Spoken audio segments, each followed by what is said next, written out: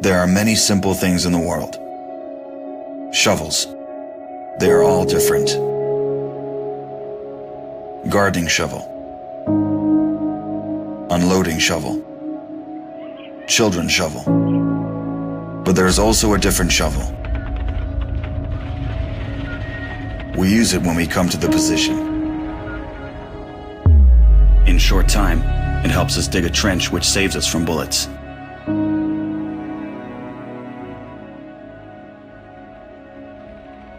If a tank will pass over the trench, there is a high probability that it will not cause any harm to the soldier. We dig in the ground, deeper, and then connect the trenches with our friends to the left. In just a few hours, trenches are all connected.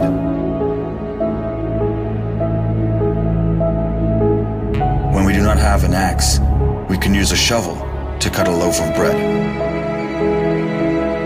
A soldier uses a shovel as a paddle, crossing the wide river under enemy fire. If we run out of ammunition,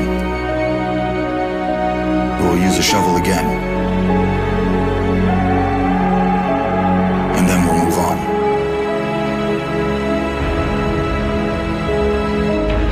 And when we get the order to stop, we'll take a shovel again and build around us an impregnable fortress.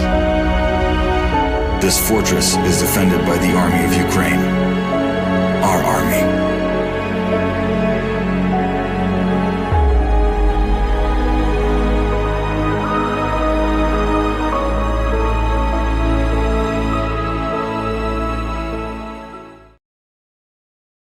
Broadcasting live from the basement of the Pentagon. This is W.T.F. Nation Radio. I looked my woman in the eye sockets. I told her straight out. I just said it, man. I said it. I said, bitch, I'm the man of the house. You said bitch, though. You called your wife a bitch. Yeah. This is a public service announcement from C.T. Fletcher. I will not contribute to the pussification of a nation. Get your punk ass out there and work for it, motherfucker. Let's roll.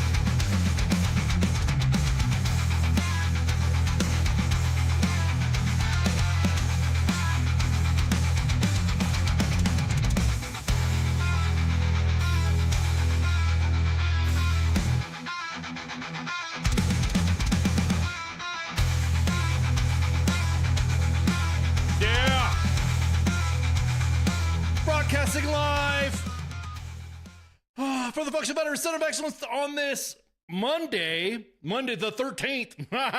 Monday the 13th. That sounds weird to say Monday the 13th. You know, because you're so used to saying like Friday the 13th or something like that.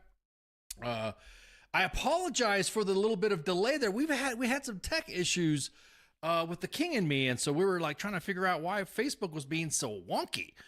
So if you didn't see anything or a little bit of delay at U.S. Army WTF Moments' Facebook page, rest assured you can see that on any of the YouTube pages, and it was already playing on X. So we don't know what was going on. There was some weird stuff happening. And then the Facebook page on WTF Nation Radio was the same way. It was being all glitchy. So right before we came on here, I was just double checking, triple checking to make sure that we weren't glitching too, because we got a little spotty stuff. I don't know, maybe did Facebook have some sort of update or something like that? Because I'm kind of like wondering. Yes, indeed. All right, so tonight, I don't know. I'm kind of overwhelmed. I gotta fan myself with my AER propaganda. Make sure you donate to AER Army Emergency Relief. You know, we're supporting soldiers and their families since 1942. Got a big guest tonight. An author, also part of a band.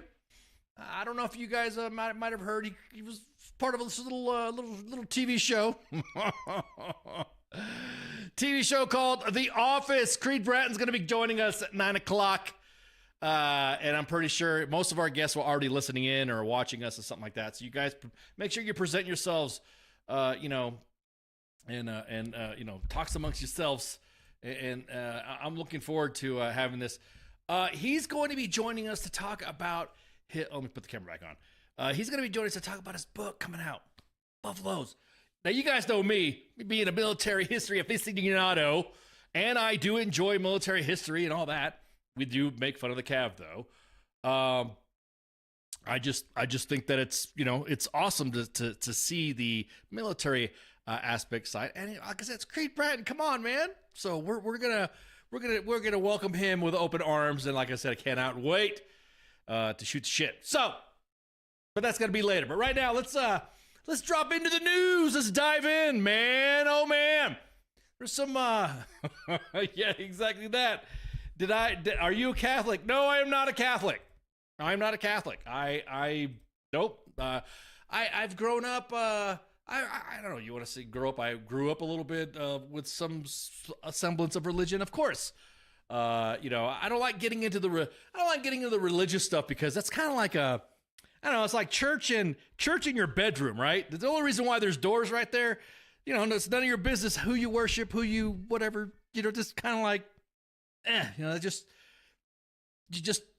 don't know. It's just, I don't get involved in the religious talk. I know a lot of individuals like to get on the DMs and say, hey, you did this because of whatever. So I'll cut to the chase. This has been all over the freaking news. The president posted a Jesus-like /ith AI /pain. People say it's pain. Now look, I'm kind of like on the side of this, is that if you are going to, I mean, some of the Actors Guild too. When the strike was going on, the actor strike was going on. What was some of the big keynotes? Right, was the use of AI, heavily use of AI. I'm just gonna say, it is ruining. Maybe if Facebook saw the group chat, yeah, exactly that. I being a amateur / film dude, amateur, producer, co-producer, filmmaker, whatever you want to call me. I believe that the actual eye of the artists, producers and directors and editors and individuals who actually make like paintings and set designs and all that, I feel like that's what the magic of movies is all about, right? It's kind of like I don't know. It's just you feel like you feel it, right? You guys know I'm a big Star Wars fan, so I'll just do like old Star Wars, old school Star Wars shit, right? The practical effects and all that. Like it was like tech used, right? You knew that it was like part of the future, but not. Well, obviously because it was a story long time ago, in the galaxy far away. But you noticed that it was there. There was you felt it, like you could feel the aesthetic. You just yeah, right.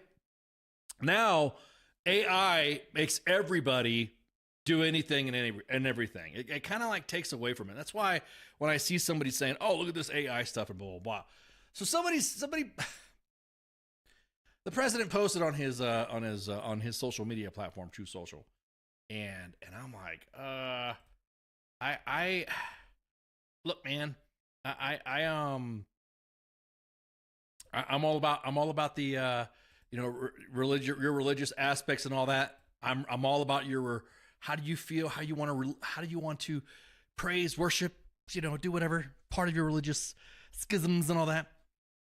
But this right here, now it's been like a lot of arguments on Twitter. That's why I like Twitter, man. People like to argue. So this right here on True Social, it depicts the president wearing some sort of robes and placing his hand over someone, and then there's little stuff in the background, and somebody said it was a painting, right, at first, and then there was an AI addition to it. You really can't see the difference between the painting and I'm just like,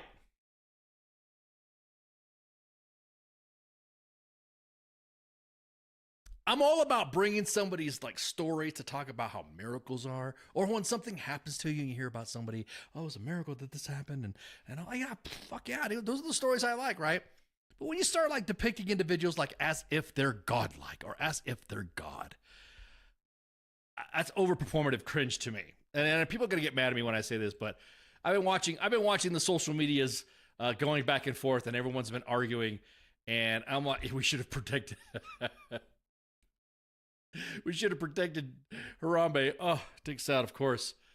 But it's real cringe. It's real cringy. You know what I mean? It's like that. To bring it to a military aspect of it, it's almost like it's piggybacking and caveating. That's cringe, right? And if everyone exactly that, Keith, if everyone thought that was an actual painting, because I've seen some artists, I've seen some graphic artists just kick ass on their paintings or graphics and stuff like that. They do graphics up. That's what I'm talking about, right? Once you start using AI, you lose the fuck out of me, man. I'm just gonna say it right now. You lose it. You lose me. And I kind of like individuals that are saying, "Well, no, it's who's protecting that, Colton? Get on X. Get on X. Just trust me, get on X and just see the discussion and the dialogue going back and forth. But I don't. You lose me at AI. But like I said, it looks like old Mad Magazine cartoons. When I see in anything AI, when someone tries to do something, I really feel bad for like the graphics artists, that are like really spend their time on using computer graphics, and they use a Wacom tablet and all stuff, and they're just kicking ass. He should have saved that one for the bros after having a few. Yeah, exactly that. He should have put that. Trump is a troll, and he does that to make the far left's head. I'll be honest with you, it's fucking cringe. Like, I get it. I'm all about memery. I am the Grand Admiral propaganda, of course. And I enjoy the memeage. I do enjoy throwing up some memes and some savage memes. But I would never depict anybody in a specific godlike stat. Now, of course, that image was deleted. All right? It was deleted. It was like, oh, it was because I was depicting myself as a doctor. And just seeing everybody coming out of the woodwork just defending that. I mean, okay, that Trump trying to look like Jesus, but Trump said he's a doctor healing. Yes. Cringe is watching people thank people for the compliments of AI image with them. Yeah, oh my God.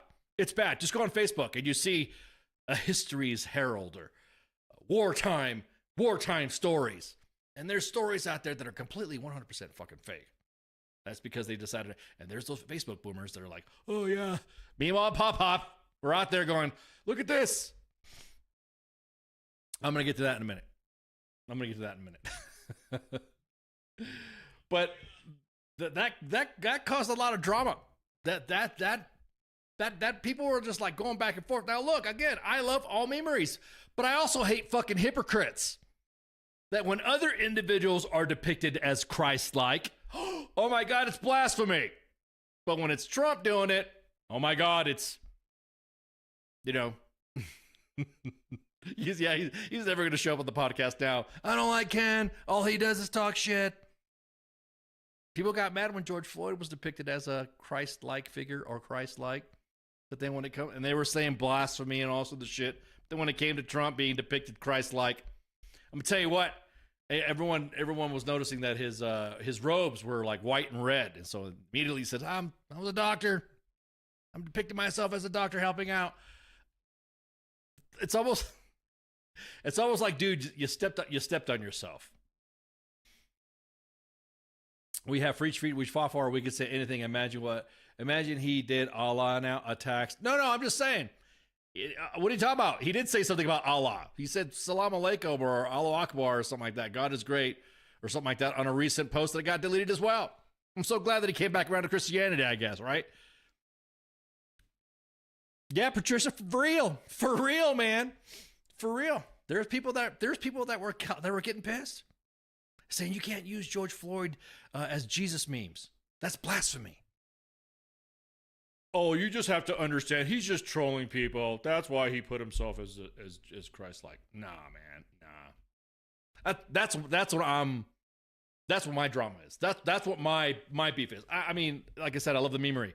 It's the hypocrisy of everybody going back and forth stating you can't do that because it's blasphemy. But when our guy does it, it's okay. Just do it. It's okay.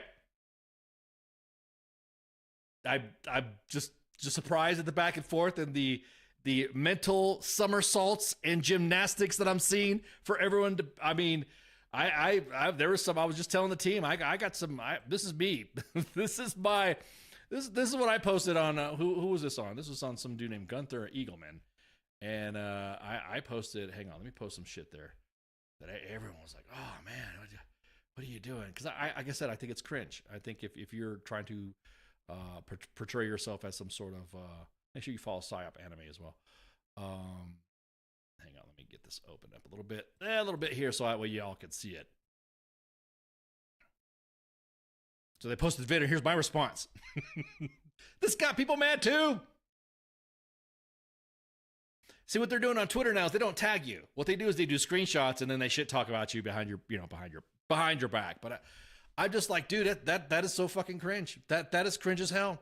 Why would you want to depict yourself or act like or trying to be an edgelord to be someone of the Almighty?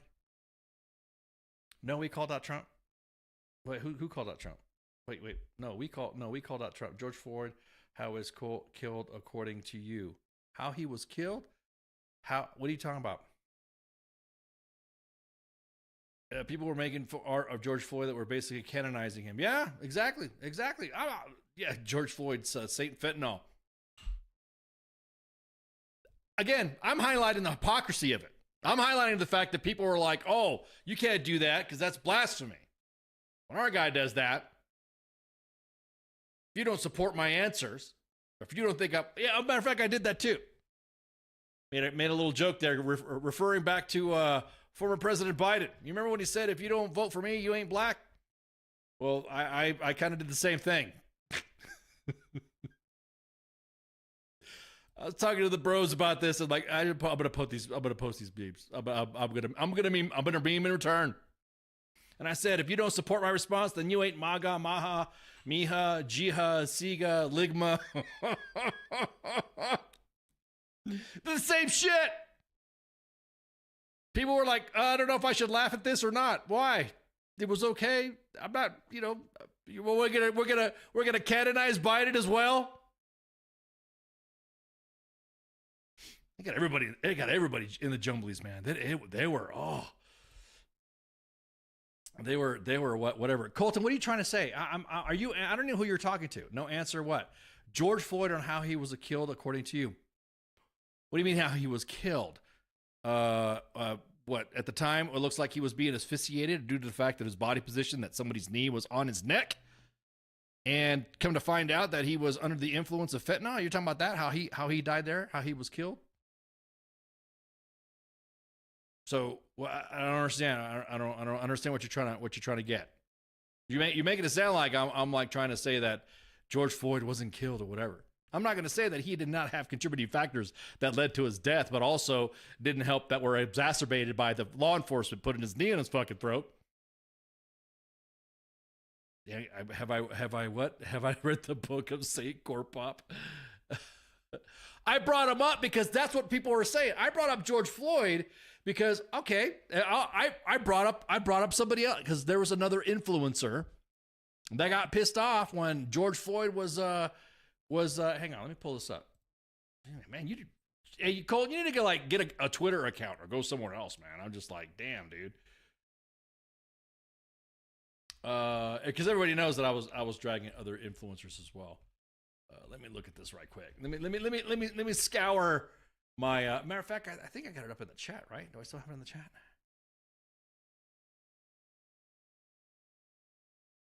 Because we were dropping Jesus memes left and right anyway. So, there we go, right here.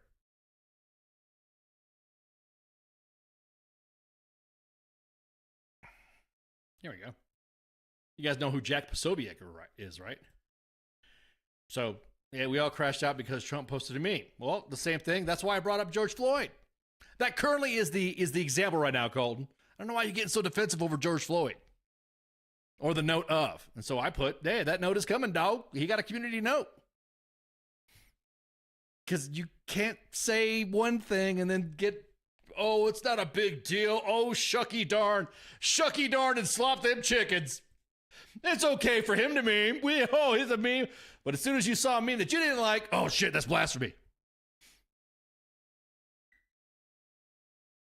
I asked, no, dude, no. Don't even go in there. Don't play these mental gymnastics on me, Colton. You insinuated just because I talked about it.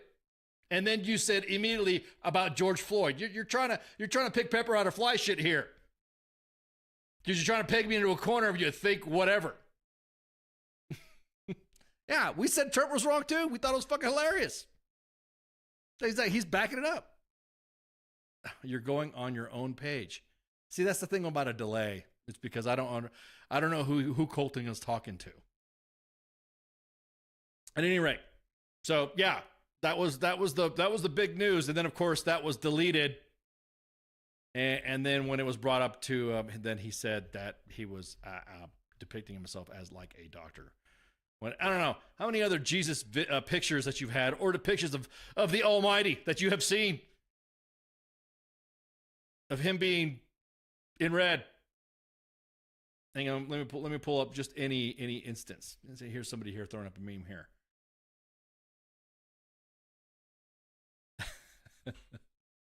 Another one here, just a picture of Jesus wearing white and red, right?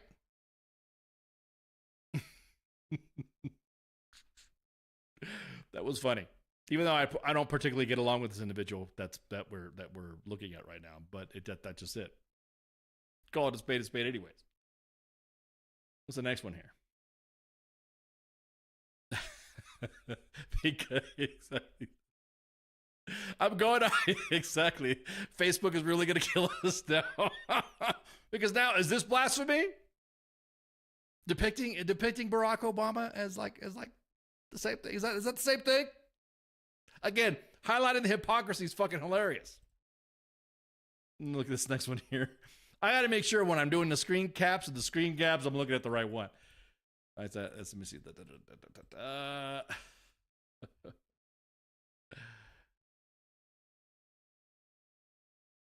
You prefer Black Jesus?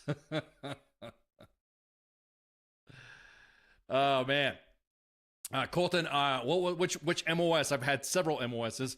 The last MOS to which I retired was a psychological operations specialist. That's what I retired as. So that was my last MOS.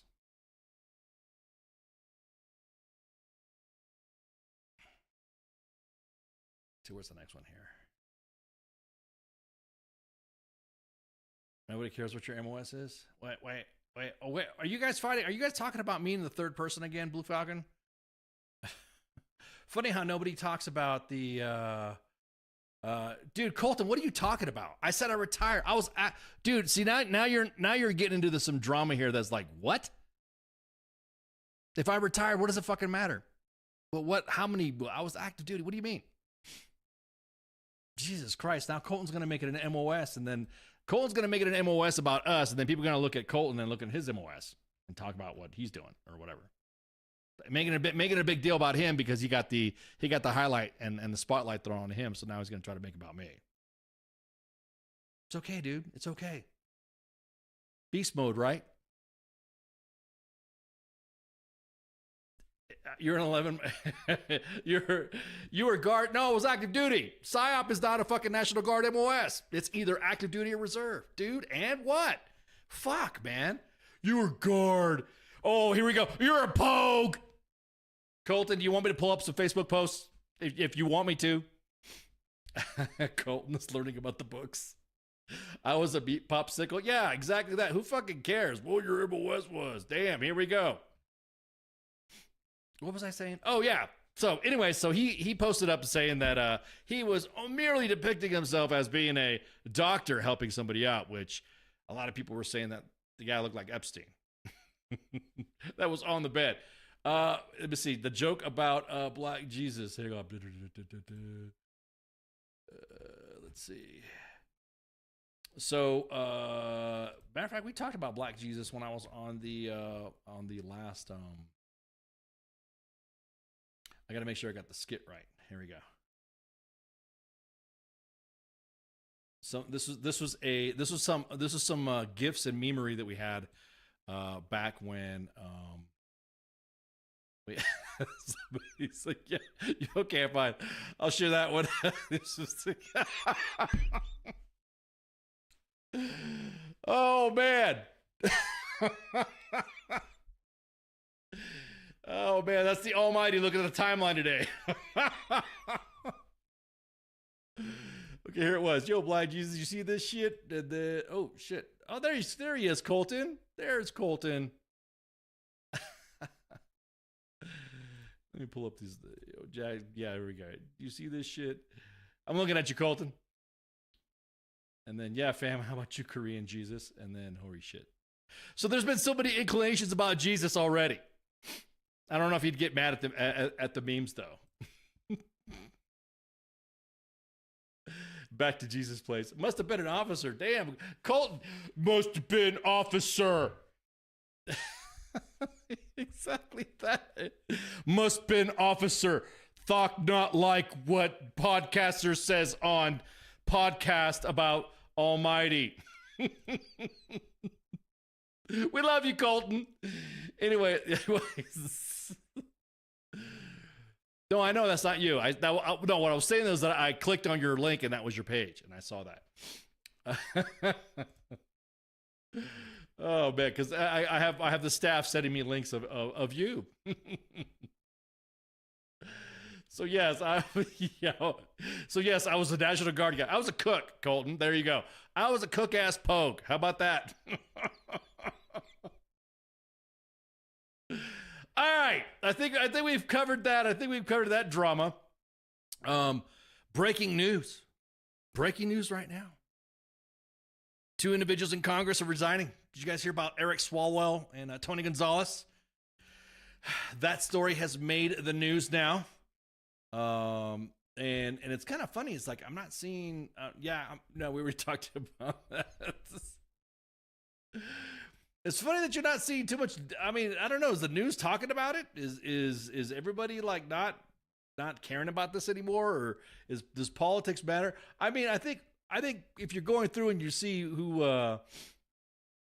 Eric Swalwell is, he has been reported allegedly, and he says he denies this, of course, denies the fact that he was involved or had committed sexual assault. And he offered his resignation, and he posted it on social media. And he said that, blah, blah, blah, blah, blah, right here, quoting it. Deepest sorry to staff of constituents for mistakes and judgment I made in the past. I'll fight serious false. Not good. He's saying this is false allegations made against me. However, I must take responsibility and ownership for the mistakes that I did make. So I don't know how you could say that it's false, but then said you made mistakes. So again, I'm aware of the efforts of bringing me the expulsion to vote against me and other members, and expelling anyone in Congress without due process within days of an allegation being made as being wrong, quote unquote. So that last sentence right there in the end, therefore I plan to resign my seat in Congress. There's been videos being posted around, again, without AI, and he's not really said it's not him, that was involved with somebody with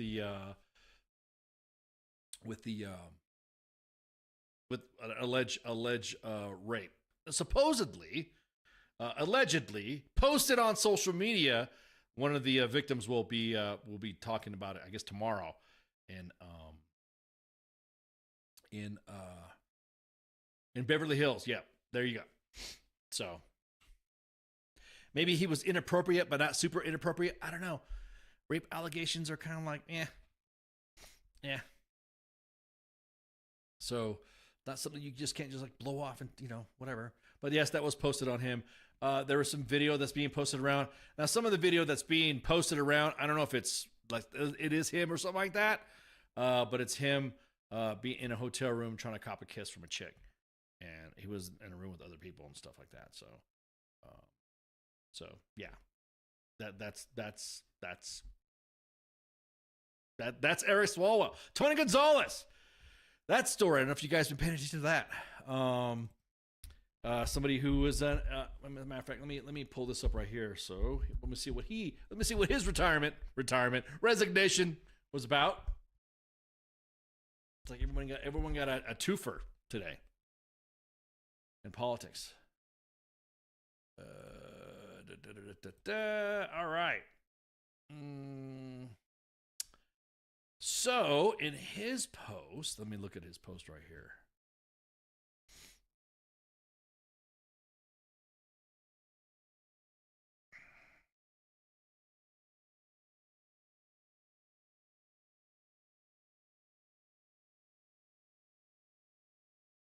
Look at his post right here.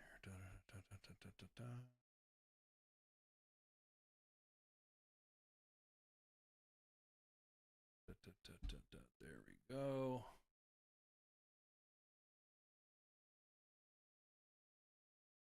This is Tony Gonzalez. Let me highlight Tony Gonzalez right here. And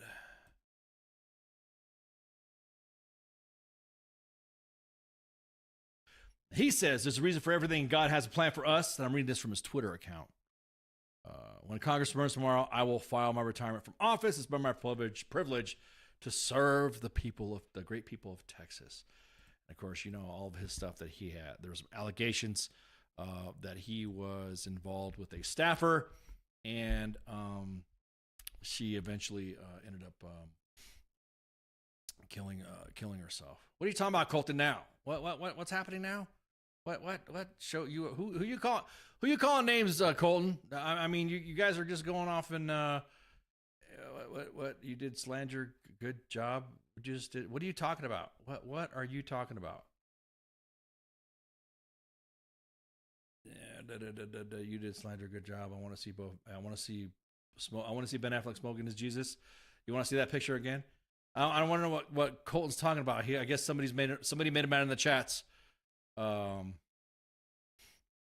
Sad things, he already locked up a congressional. Yeah, exactly that. So again, the case that was going on with him is that he allegedly was involved with it. Well, now not allegedly. There were some screenshots of text messages of him being involved with somebody, and so, like I said, she took her own life. So that's a whole nother. So you got the Eric Swalwell thing, and then you got the Tony Gonzalez thing out of Texas. And then now that's got the names up. You got Katie Porter now. It's gonna be like more likely gonna be trying to slide right into that shit. California politics are crazy. So yeah, we'll see in a minute. Everyone's saying that Swalwell might be in an investigation somewhere else. So I don't know. Stay tuned. More than likely, the news will highlight that. So, some kind of sideshow. Yeah, exactly. Yeah, you guys. I don't know who you guys are talking to. I don't know if you guys talking to me. I don't know what tangent Colton is going on, or what he's accusing people of. Like I said, I think there's a delay on here, so he's like dropping names and picking stuff and grabbing at straws. So, anyways, you can't hear anything. Yeah, exactly that. Yeah. She self-immolated. That killing yourself by fire is definitely a bad way to go. What was the other one about that? Let me just pull up one more thing about this.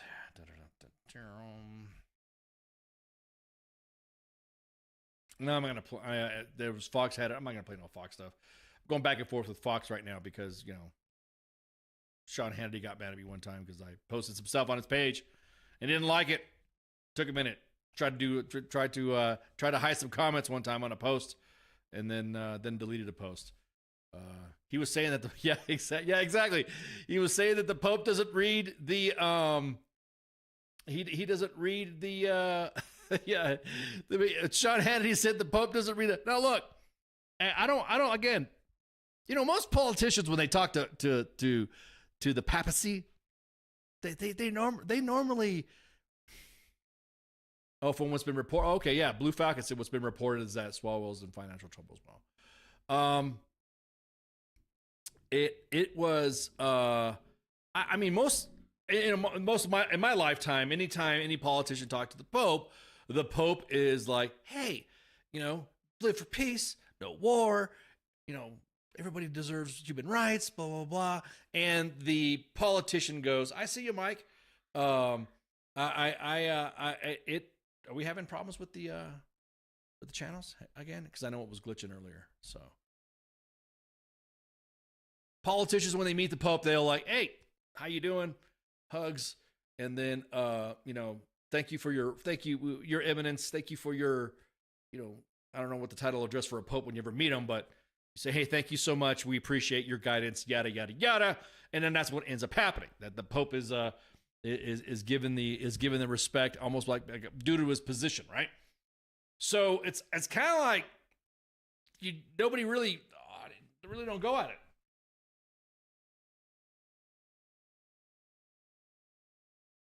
And so it's one of those things to where, how do I say this? It's one of those things to where, I don't know, he's the Pope. You don't tell the Pope that you don't. I don't know. You don't tell him that he reads the Bible. So yeah, exactly. You don't. I don't know, man. Like I said, every politician that talks to the Pope, they shake their hand. Thank you so much. Kiss the hand or whatever things you do to the Pope to say hi or acknowledge him as a religious leader. Thank you so much. Thank you, blah, blah, blah. And then that's it. You don't really say, well, the Pope does it. He's the Pope. I mean, there's got to be, in the Catholic system, there's several things they got to do to be Pope, right? There's several things they have to be. It's almost like, I don't know. I don't want to do this military wise or have a direction to the military. It's almost like being KD complete, right? There's so many times you got to be like fathers. I just saw that pop culture word. Thanks. And so I don't see, anything that he could have done or not done. And so, yeah. So it's kind of funny that people are telling the Pope that the Pope is not reading the Bible, not the Pope. So, yeah. Colton, dude, are you okay, man? You're just going off. Hopefully, he starts wearing a hat. I never said anything Korea stuff or anything he showed. What are you talking about, Colton? Are you guys fighting with each other in the chats? You guys are going back and forth in the chat. So, the only thing that separates him from the Liberals is that he's the funny hat that he wears and he's military. I'm just saying. Reagan meeting the Pope John and Paul and stuff like that, or meeting the other popes. Everyone else meeting the other popes. They've always talked to the popes. They don't, you know what I mean? The Pope to become the Pope is like, I can't speak on that stuff. I don't know what Catholics go through to become popes.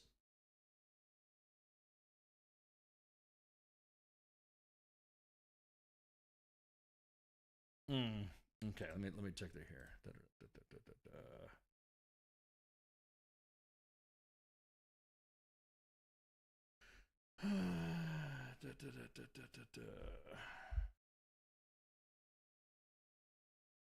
All right, we just got an update from the guest. Okay. Creed is not able to make it, but his co-author will be able to come on. So, hey, that's good enough. I mean, he did co-write the book. The Pope is no. What I'm saying though is that I don't know anything about the Pope thing. Like I said, I don't know the rules of the Popedom. I don't know the rules of how the Popeisms happen and all that stuff. So for me to sit there and like somebody like Sean Hannity to say the Pope doesn't read the Bible, I don't know. Kind of like figured you got a way to do that. and so it was just like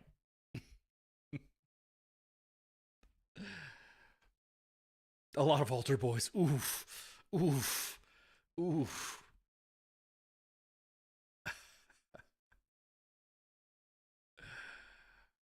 So, anyways, let me go ahead and take a break right quick so I can get just some of the details of what's happening.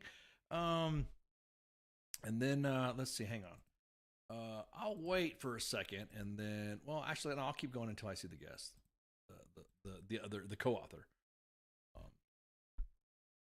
What's going on with our generals being asked to step down? Is he fierce because lightning might strike him? No, he's going through some stuff. So I don't know, Mike. Am I allowed to? Hang on. Am I allowed to mention that? Is that? I mean, am I allowed to talk about it? Separating church and state. Blah blah. So you guys know that? Is that? Hang on. Is that public? Hang on. I'm getting real time information right now.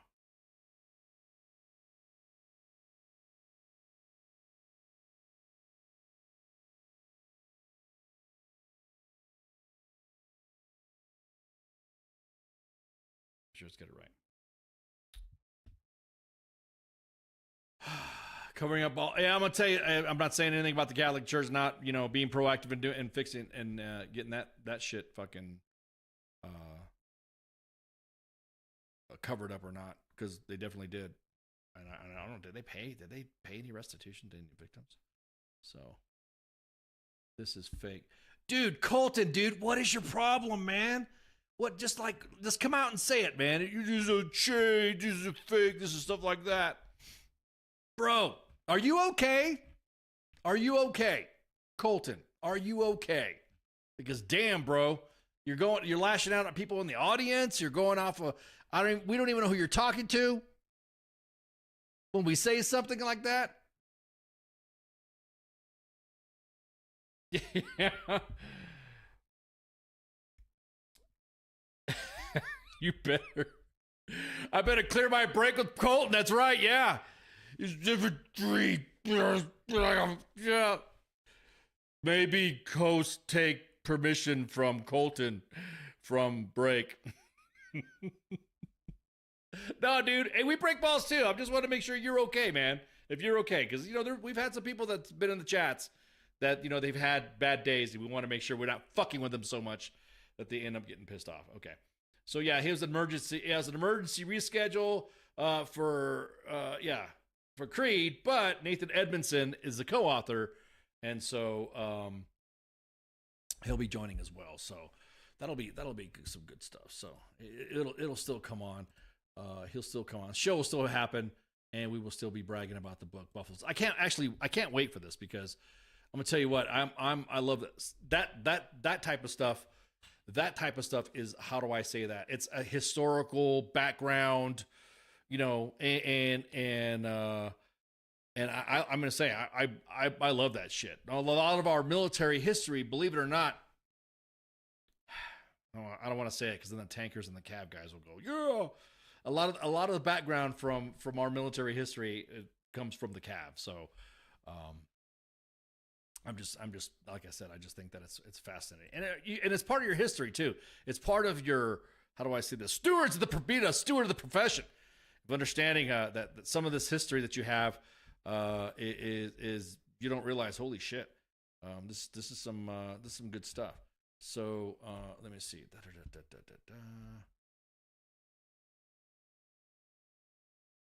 Yeah, I'm just now catching up with the comments right now. Okay. Okay, I'm glad everybody's okay. All right, let me pull this up right quick. The name of the book is Buffaloes. So, as a matter of fact, let me get this graphic up so that way I can at least get some credit up here. Because I think this, I can already tell this. I want this is like military movie type stuff. There you go. You guys see the movie Sinners? You guys like that? Did you guys like that movie? How many of y'all enjoyed that movie? You guys remember in the beginning, right, when the Choctaw vampire hunter showed up and all that stuff? That's the story that I wanna see. That's the story that I wanna check out. Hang on, let me change this graphic right quick so we can get this up. There we go.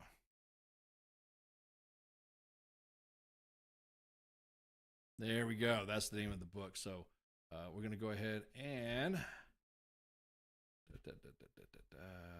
we erase history in this country for hurts feelings. Yeah, it does, man.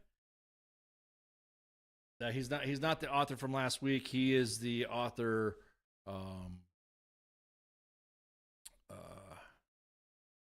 No, he's not. No, he's not the author from last week. This is a whole new. It's a whole new set. Like I said, Creed Bratton is the guy that was on The Office, right? And so he co-authored the book with. Is he the author from last week? Wait, what is it? Hang on, Keith. Y'all confusing me now. Is he? Oh yeah, Nathan Edmondson. Yes. My bad. No, I'm confused. Now y'all confusing me. So, anyways, let me get the camera back here. Yes, Nathan Edmondson was on. I think it was on Pop Culture Warrior already, right? Let me see. Yeah, let me pop in. Yeah, you're right. You are correct. My apologies for this. There you go. Nathan Edmondson is also is this guy, right? I want to make sure I'm right. I want to make sure I'm good to go. So, comic author and writer. The guys are probably like screaming at me right now. No, that's not the right guy. There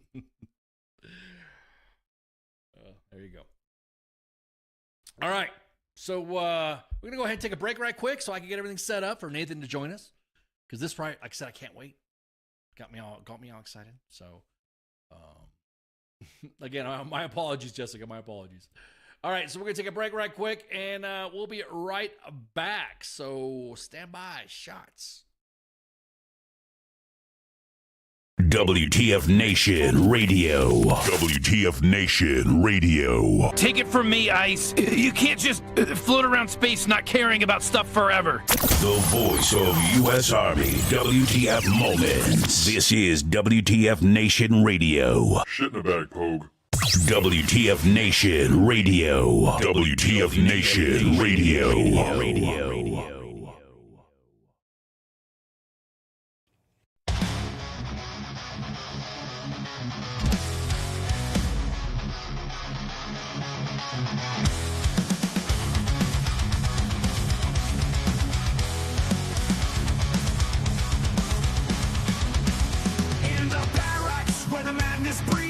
Soldier's tale of wild misdeeds, from the chow hall to the PT grind. You won't believe the things you'll find. Drill sergeant's rage, a fiery storm. Private tensions far from the norm in the shadows where the secrets lie. Army W.T.F, you can't deny. Army top of the stories unfold. In the heart of the chaos, the truth is told. From the field to the base, the legends grow.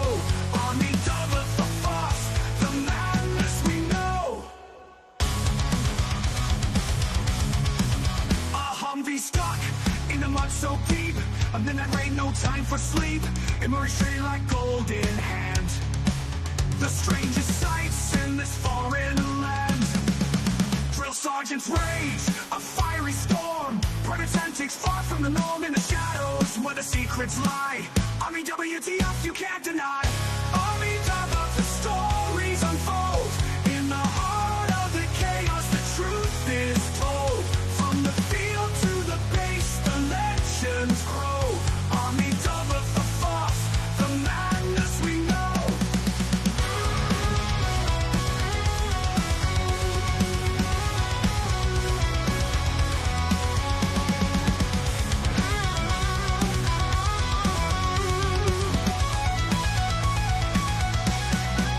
A Humvee stuck in the mud so deep, a midnight rain, no time for sleep.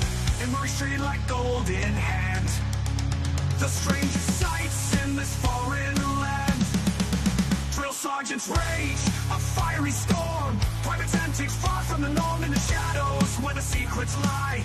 Army W.T.F, you can't deny. Army double, the stories unfold. In the heart of the chaos, the truth is told.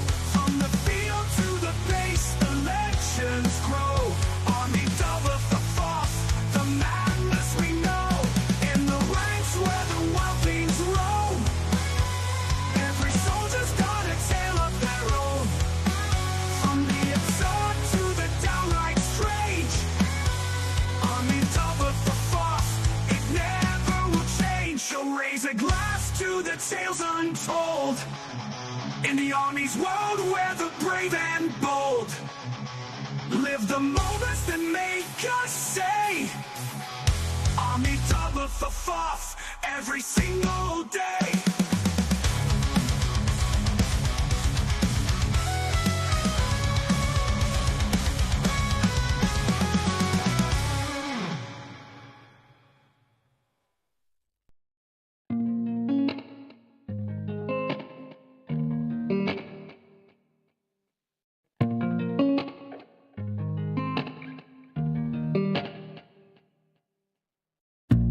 Hell is a candle, not a big fireplace.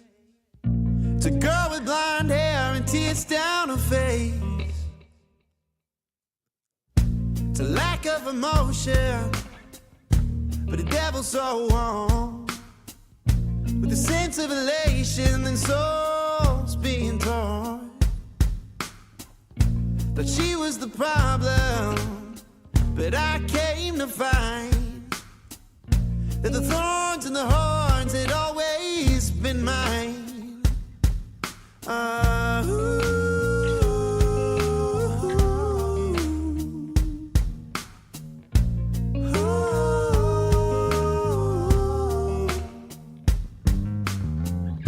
The devil in you and the devil in me are just part of the problem, as problems tend to be.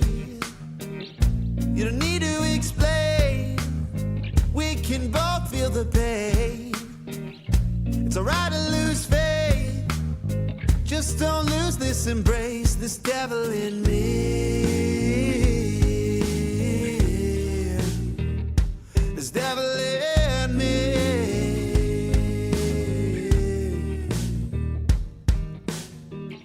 He met with my mother, said he's the son of a guy, and anybody who knows him is destined to rhyme.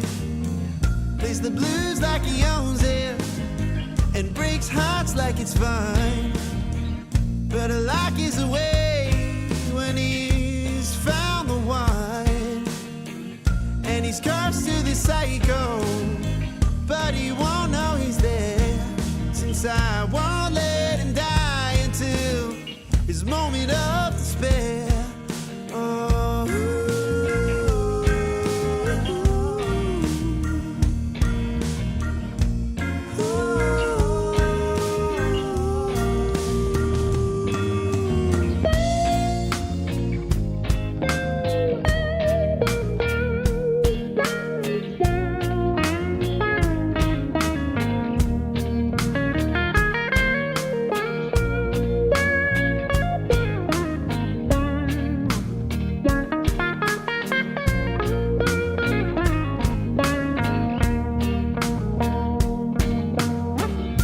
the devil in you and the devil in me are just part of the problem, as problems tend to be. You don't need to explain, we can both feel the pain. It's alright to lose faith, just don't lose this embrace, this devil in me.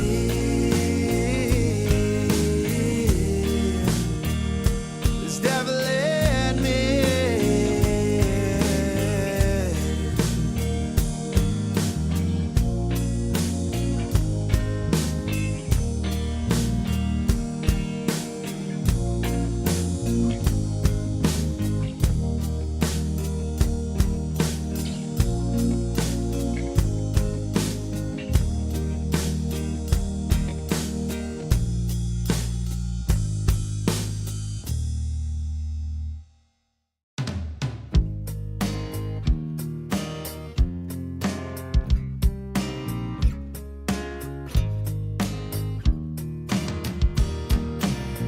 sorry that I can't keep it together.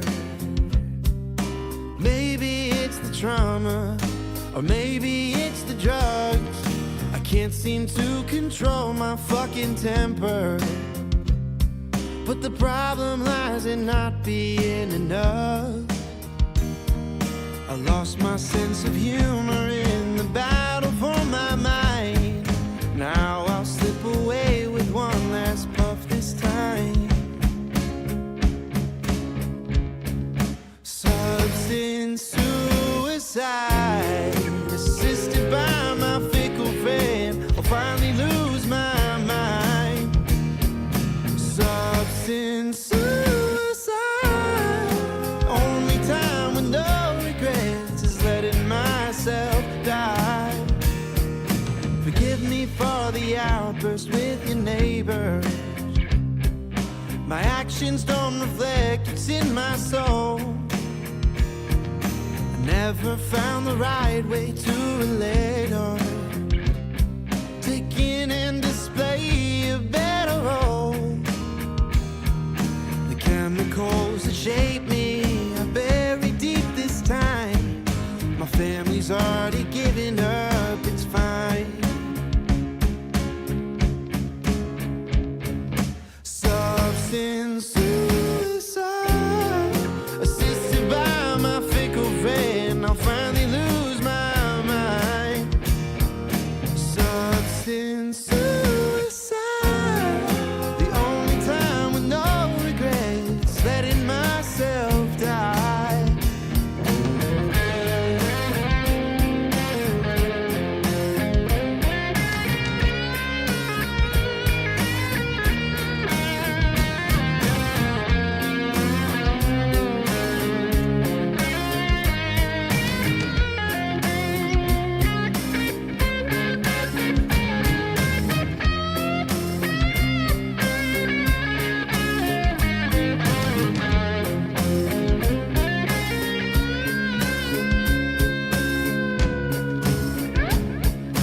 Substance suicide, assisted by my fickle friend. I'll finally lose my life.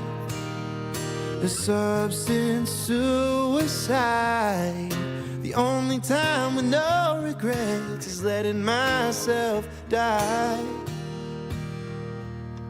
Is letting myself die.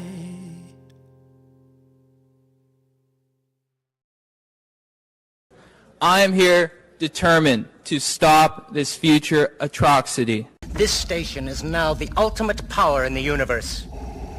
I suggest we use it. The voice of U.S. Army, W.T.F. Moments. This is W.T.F. Nation Radio. I find your lack of faith disturbing.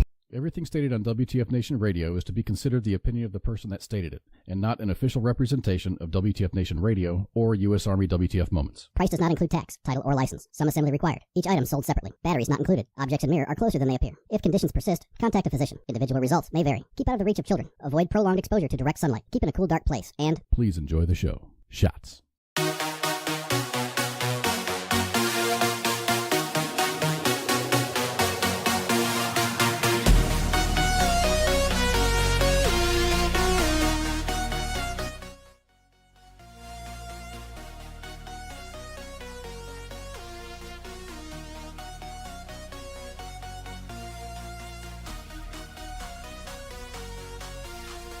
Creed, whenever you pop on, you can pop on. Your signal should be good. So, all right, stand by. 5, 4, 3, 2, 1, and we're back.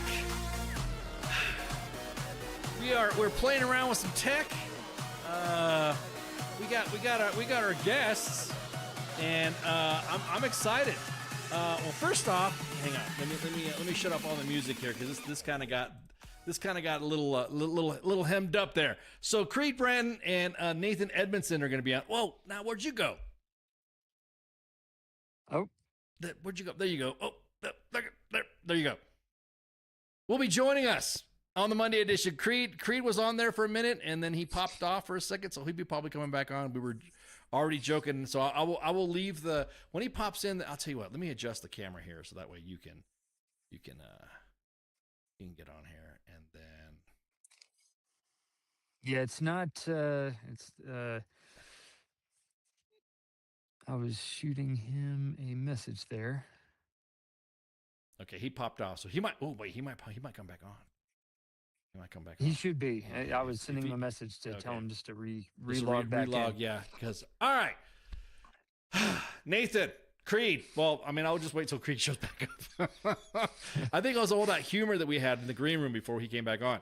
So Nathan Edmondson and Creed Bratton coming on to talk about buffaloes. How you doing, man? Good. How are you? You know, just like I said, just typical news day. It's Monday, so you know how it is. I do. It's this one launched me into it quickly, as you can see. I actually, to jump on this, I was halfway across a mountain, had to pull over on the side and jump on with you. All right, I think. Oh, I see him now. Okay, hang on. Let me grab the Creedster. Hang on. Yep. Oh man, there we go. Look at that glorious face right there. There we go. Whoop, whoop. There we go. There we go. Creed, Bratton, thank you so much for hanging out. Sure, of course. Thank you. Oh, man, you good? You got some ear tape on there. What's going on? Yeah, I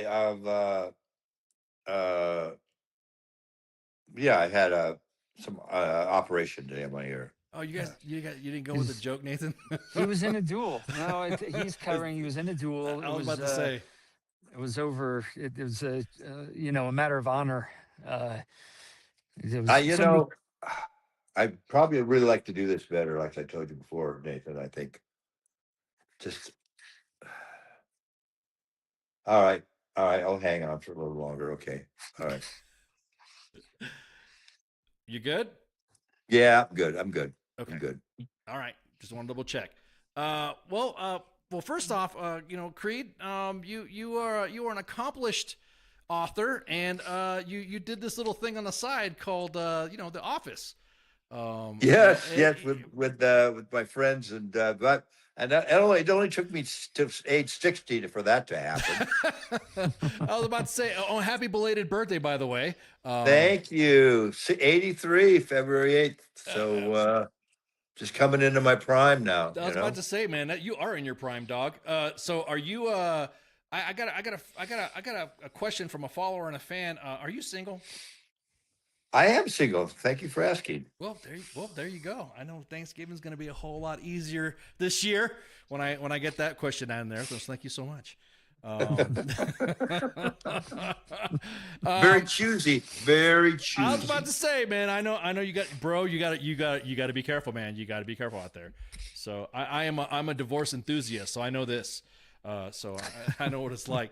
Okay. So you did your little thing on the Office. You're not here to talk about that. You're here to talk about your book, Buffalo. We're here to talk about our book that I wrote with my good friend Nathan Edmondson. And we probably don't know if we should tell the story. Why don't you tell the story, Nathan, of how we met and came together on this thing?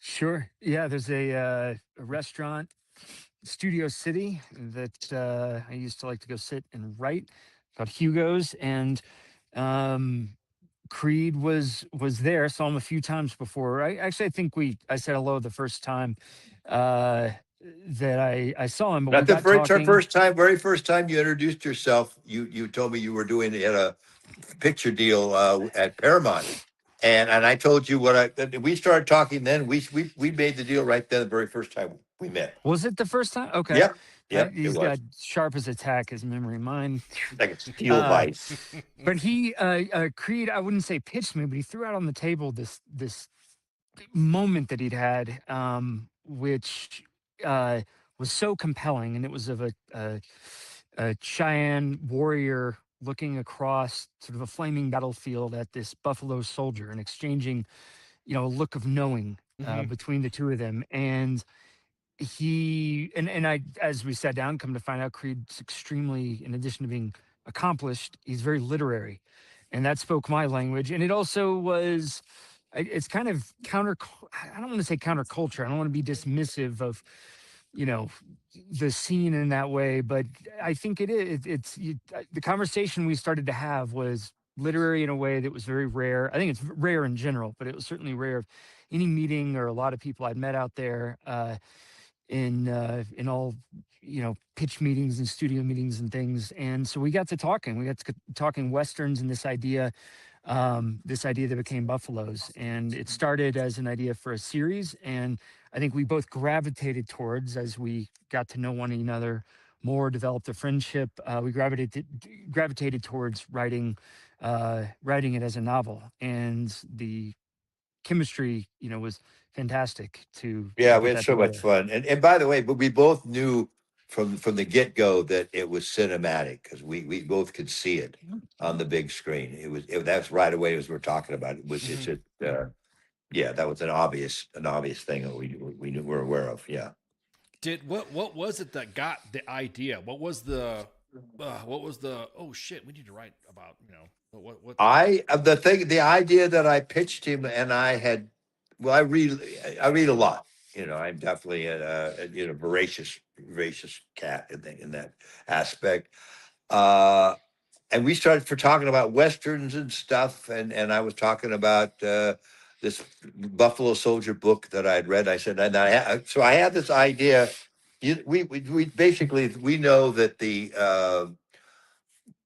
10 that was set up, the Buffalo Soldier Regiment that was set up. And was it what was the name of the fort there? Was it Livingston, right? Fort No. Leavenworth. Leavenworth, Yeah. right. Leavenworth, yeah. It was set up there, and the Eastern establishment had set up. They had all the black soldiers back, of the blacks back after the Civil War. They were free. They didn't know what to do with them, and they really decided they could get rid of them by having them go fight the Indians. They could kill the Indians. The Indians could kill them. So I had this like a Gestalt moment where I saw a black soldier looking at this Indian scout, and the white officer was berating him in front of everybody, talking down to him. And they caught each other's eye. They realized they were the same thing, even they were on different sides. They were still in the same. They're wearing the same hat, basically. Yeah. And that was when it hit me, it was proud. And that's what I told Nathan. I said, I just see that they should get together and fight. So this hasn't been talked about. And we went, yeah, let's do this.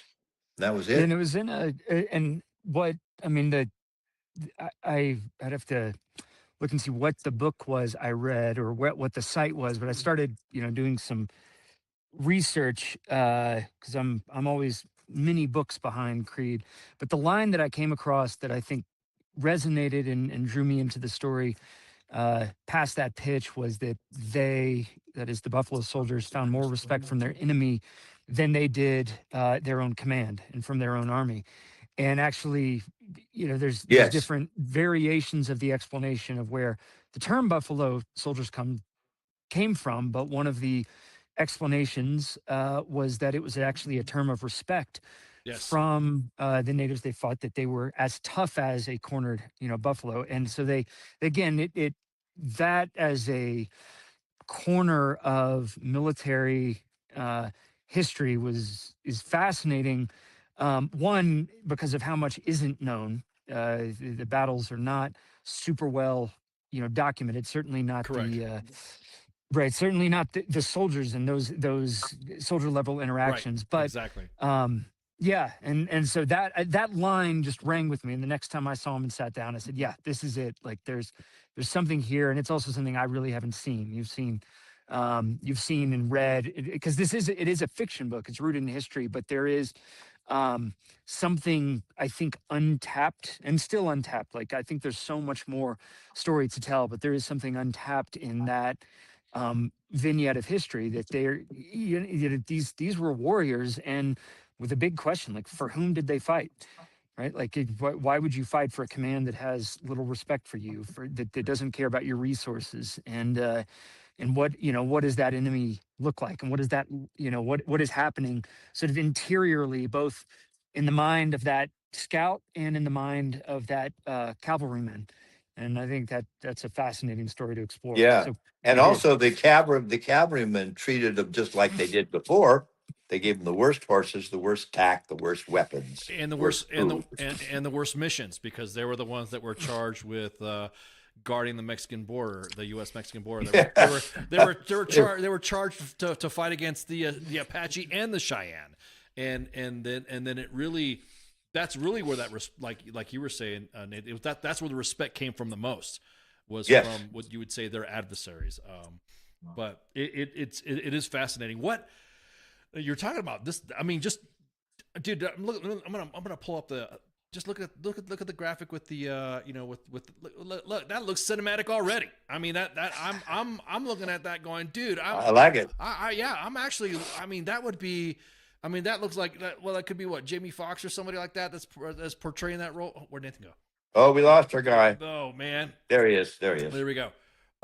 That would be like, I mean, most of these roles, the cavalry style, a lot of our current military history is based on cavalry tactics. As a matter of fact, I know we were talking about what I did, during the break. A cavalry officer was the one that founded special operations. That founded, he was the father of SOF, and so that right there in itself. I mean, and of course I have my cavalry friends are going to jump in on this too. We kind of owe a lot to the way the cavalry was set up, and the way they did that. Have you reached out to Fort Leavenworth? Have you reached out to any of the Buffalo Soldier heritage sites or museums or anything like that to get some? I don't say movie stuff, but since you want to do it as a series, to continue it.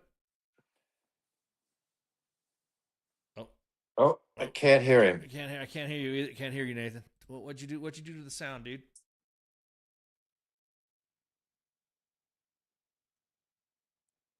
Oh, there you go. There There you go. There you go. Okay. What I realized is when I have a call come through, it cuts it out. So I had to put my That's phone what on happened to me. Do not disturb. Okay. Yeah, it's good to know. So the Buffalo Soldiers Mounted Cavalry Unit, which is a historical preservation group. They do reenactments and they do anyway, they do different displays and interactions with people at events and things. They've been super supportive. Actually, have invited us out. We missed our Creed's international tour schedule didn't line up with their last rodeo event.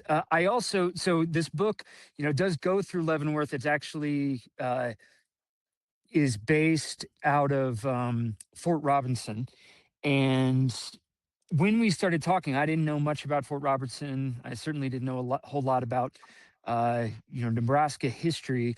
And in the course, I did reach out to Fort Robinson. Actually, there was a tragedy there with the woman I spoke to. I guess it's okay to say this. I won't name any names, but I called to do some research with her, plan some events. And when we reconnected, found out that an hour after I had called her, her husband had died. Like an hour, and quite young. Like he was quite. It was anyway. I just mentioned it was a poignant moment in this research, but if it proceeds further, there will certainly be film, TV expert investment in that space. We researched. There's a number of books we looked at, sites we looked at, few people I talked to, but the Fort Robinson, which I believe is the Fort Robinson State Park Historical Society. Mm-hmm. I think I'm getting that right, but it is the thing that comes up. We had some great interaction, little bits of history that were included in the book that I didn't know about, the founding, of the fort on the frontier there. Yeah. So we tried consciously to pull this story, because it was fictional, sort of to the side from the more, let's say, populated known history. We wanted to sort of carve a channel, on the side with the story and give us a place to play there. We thought we were going to take a lot more liberties and kind of, make it, just do anything we wanted to do. But I think in retrospect, we stayed pretty close to the truth of the matter. Mm-hmm. Now the lore actually kind of lends to an opportunity to have that, I would say, like a fiction portion of it, because being in the military, you'll hear storied events like D-Day or the Battle of the Bulge, you don't hear that side. You don't hear like the onesies or the twosies part. So that I could totally see how that would work with a fictional story like this. Who's the main character of Buffaloes, by the way? I mean, Johnson. Johnson. Johnson. What's his rank? So everybody, I'm sure everyone's gonna. Is he an NCO? Is he an officer? No. He's a private. Yeah. He's so Johnson's story. So the book opens at the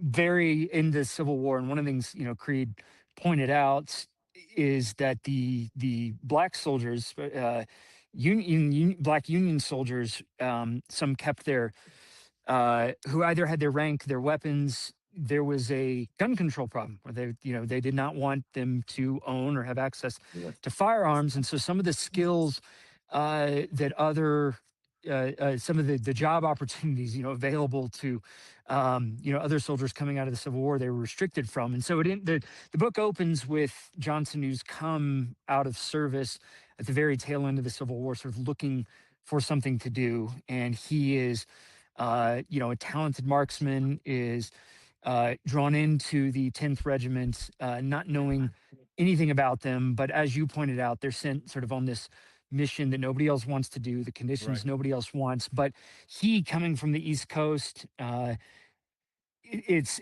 heading into the dark part of the map, right? This unknown, this battle into the unknown, and it's sort of projected, or sorry, not projected. It's presented as, it's sold as, this is an easy mission, but you get to hold a rifle again, right? Because he doesn't have access to one anymore, can't even hunt his own food, and and then enters in some of the spook stories of the the natives and what sort of lies beyond No charted pun intended. territory. No. Right. So, bad. We gotta cut that. We gotta cut that. This is live, man. What are you talking about? We gotta cut that. There's plenty. Well, I mean, there's plenty. Ouch. Well, it was. Way to go. We're gonna get canceled before we start. That's where this terminology, it sort of takes root and originates. Like I'll defend it. Not that I intended it as a pun, but the point is, rumor. Rumor and terror were they had a real place in the West. Like going out to the West was so unknown that rumor and terror and those stories reached the point of legend by the time they reached the ears. And Johnson is very he's what's the word, not speculative, he's sort of cynical about it, right? He's very cynical about the war. And so he's they like, sent them to the places that everybody else was scared to go. Right. And a lot of native mysticism will kind of play into that too. You know what I mean? It's we all have our legends. I know at different installations on military installations, we have the legends on Fort Hood. We have the legends at Fort Leavenworth, one of the most haunted places, there. So yeah, it'll totally feed into that. The reason why I say that is because I was just talking about the movie Sinners and how in the beginning of the movie you saw the Choctaw vampire hunters just drop right in, and then everyone's like, "Hey, what if that was an offshoot of the Choctaw vampire hunters? What if Sinners was an offshoot of what their role was?" Because that mysticism to me, it's everyone wants to know because it's not really articulated, especially from a Buffalo Soldier's point of view. You know what I mean? Or how they would experience it. It certainly played into the Native Americans when they were in battle, right? Because they would burn certain things or smoke certain things, and they thought they were invisible. That their wicker shield would prevent the bullets from going through them. They believed it. Right. Exactly. And go ahead, Nathan. I'm sorry. Oh yeah, well no, and in the book, so like the characters on both the Cheyenne side and on the cavalry side are disillusioned characters. So part of that exchange that because the book really is built around that moment, and it really is sort of a prolonged moment. The book isn't an epic. It's as you said, it's sort of it's contained inside the greater history that is real and known, but that though it's almost like, I mean, I'm not taking a line from the book, but it's almost like you know, Johnson is just not somebody who's going to be sold on superstitions. He's not somebody who has time or luxury for them, is another way to put it. And meanwhile, you've got this splinter tribe of the Cheyenne who are surviving Riverside. They haven't moved on. They haven't taken the deals. They're one of the last remaining tribes, fictionally, this little splinter tribe that needs to be eradicated. And you've got a character that is parallel. You've got Takeyomi, who's parallel to Johnson, who similarly is saying we can't have faith in all the same things we could have faith in because look what's happened to everybody else. Like look Yeah. what the mysticism, our our spiritual protections. We can't rely on these things. So when he's looking back at Johnson, he's also coming from a disillusioned place, and they're connecting on something that they're very much, and maybe only they realize they're on the same plane on. Sort Yeah. of that, pun intended. Yeah. And Johnson is not afraid to speak up to the white officers and complain. And most everybody else in the work in the Buffalo Soldiers will not do that. He will stand up and he will talk, and he paid for it also, as you know. No, Yeah. well, the way you have it written, anyways, on the intro, just when you're talking about the there was a spot that I saw that it was very, it was like smoking a joint, chilling on your couch type of reading. You know what I mean? I mean, I'm not saying that I advocate that. No, we didn't read into that you do that, druggie. Yeah, exactly. No, it's like you're relaxing, smoking a peace pipe, and like some people do. Yeah, exactly. Yeah. So, what I've heard. It's like I heard rumor. Rumor has it. Yeah, rumor has it. Well, just like how I heard rumors that you were part of some TV show. So, anyways, exactly. So, the way it's written, it has that. It sets it. I'm going to tell you guys right now. I'm going to read an excerpt from it. The magpie turned its head once, twice, and then took flight. The herd rumbled. The sky shrouded itself in the black smoke of burning sage. Now, I mean, I like shit like that. That's that kind of like, it's almost like the prologue is setting your mind at ease to get you where you need to be. If that makes any sense. That's Nathan's magic right there. I was about to say, whose idea was that? Well, the burning sage came from Creed for sure. But did it? I always forget. Yeah, I remember you specifically. Either I picked it up from you or you told me it should be in there. But I think I put a mind like a Vulcan mind meld to you on that one. Yeah. Every good idea every good idea that I have comes from Creed. I'm just sort of the conduit. Well, that's very trying of you. It's not true, of course, but go ahead. Well, it's interesting that you point. I mean, I'm thinking about it a little bit. I don't think this is sort of explicit, but we're talking about the disillusionment. Yet we begin the book. I don't want to give too much away, but I'll say we begin the book in that moment of mysticism, and we end the book completely leaving it behind. Yeah. So and I think in that there's a little bit of a heartbreak of the loss of the illusion of the West, or the loss of the historic West. And out of that, something is also gained, because, again, not to give anything away, but there is something, Johnson gains something, which is ultimately, not that he was not a free man at the beginning, but what he ultimately gains is a kind of freedom at the end. And so the book does begin with sort of mysticism and ends with disillusionment, but it also begins with, Johnson. It's really about his journey to a place of greater freedom. Mm-hmm. And I think there's something kind of sad too in that tribe, finally leaving, because it's not just picking up and moving home, it's letting go of all of that mysticism and letting go of, if this part in the river was a gift from God, and the abundance of this plain, and the deer and elk and buffalo on it were also a gift from the earth, from the gods, from nature, then leaving all those things behind is also leaving your beliefs behind in a way. Yeah, it's kind of like disconnecting you a little bit. You know what I mean? Well, I think when we feel sorry for the other, the African Americans who are left, and the soldier thing, even though it's a tough thing, he's going down. He's finding his true worth. Yeah. To go back to what it said is you're talking about the mysticism part. To go back to the magpie, it chattered once, then again, deep spirit did not move. I mean, are we? I mean, just is the deep spirit walking the reader along, and is it kind of like setting in your mind that there's a greater entity behind this? Well, I mean, you could say if you were one of those people that would say something like this, that deep down the Indians and the and everybody else, it's there's a same loving presence, controlling the whole thing. Everyone thinks it's a separate, it belongs to them alone, but it's not. It is. I don't. Just speaking for me, I think this is a one character out there running the show. Yeah.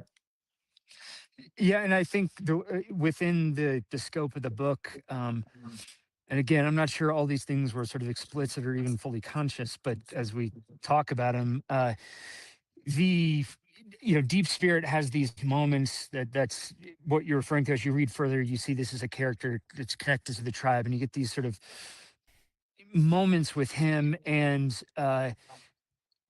part of what's highlighted and what he's trying to communicate to the chief and the tribe is that the white man was one unknown, but there's this other unknown coming, and the unknown that actually changes the life of the tribe is for better or worse, is the Buffalo Soldiers. It's another, to them, another entity, another like person, but that they have literally no vocabulary or category for. And part of that is you're gonna like with the Buffalo Soldiers, you see a kind of bravery that you could not see with the white man, because Yeah. they had, and I think so. It's not just the unknown of like this physical appearance; it's the unknown that they're going to experience of their bravery, their determination, their ferocity. Right. That was about as ready soldiers. to say that. Yeah, because they're And when Deep Spirit recognizes Johnson's worth and gives his thumbs up to the chief and his minions, that's the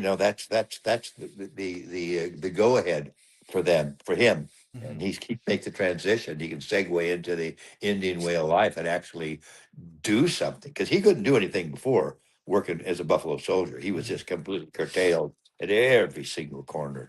This is getting him a chance. Yeah, it's exciting. I want to go read it again, actually. Yeah, when he chooses to defect, he finds agency, maybe for the first time. Yes.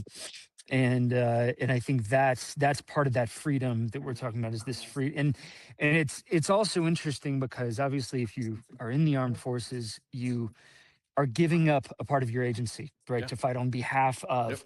And yet it was that mechanism was broken with those soldiers, and certainly with these missions. 'Cause exactly who are we fighting for, and how can we be the respect does not come through the command, right? They're not No. receiving the respect through the command, which is necessary. He doesn't come So off as a traitor. He doesn't come off as a traitor. He comes off as someone who's, through the machinations of the people around him, is forced into this new life. How does Yeah. it? How does what is the time span in this? So what a period exactly does it start to where it finishes? Like I don't know. Some books go over 3-4 years or a month or so. What's the time span of the book? yeah, it's over the course of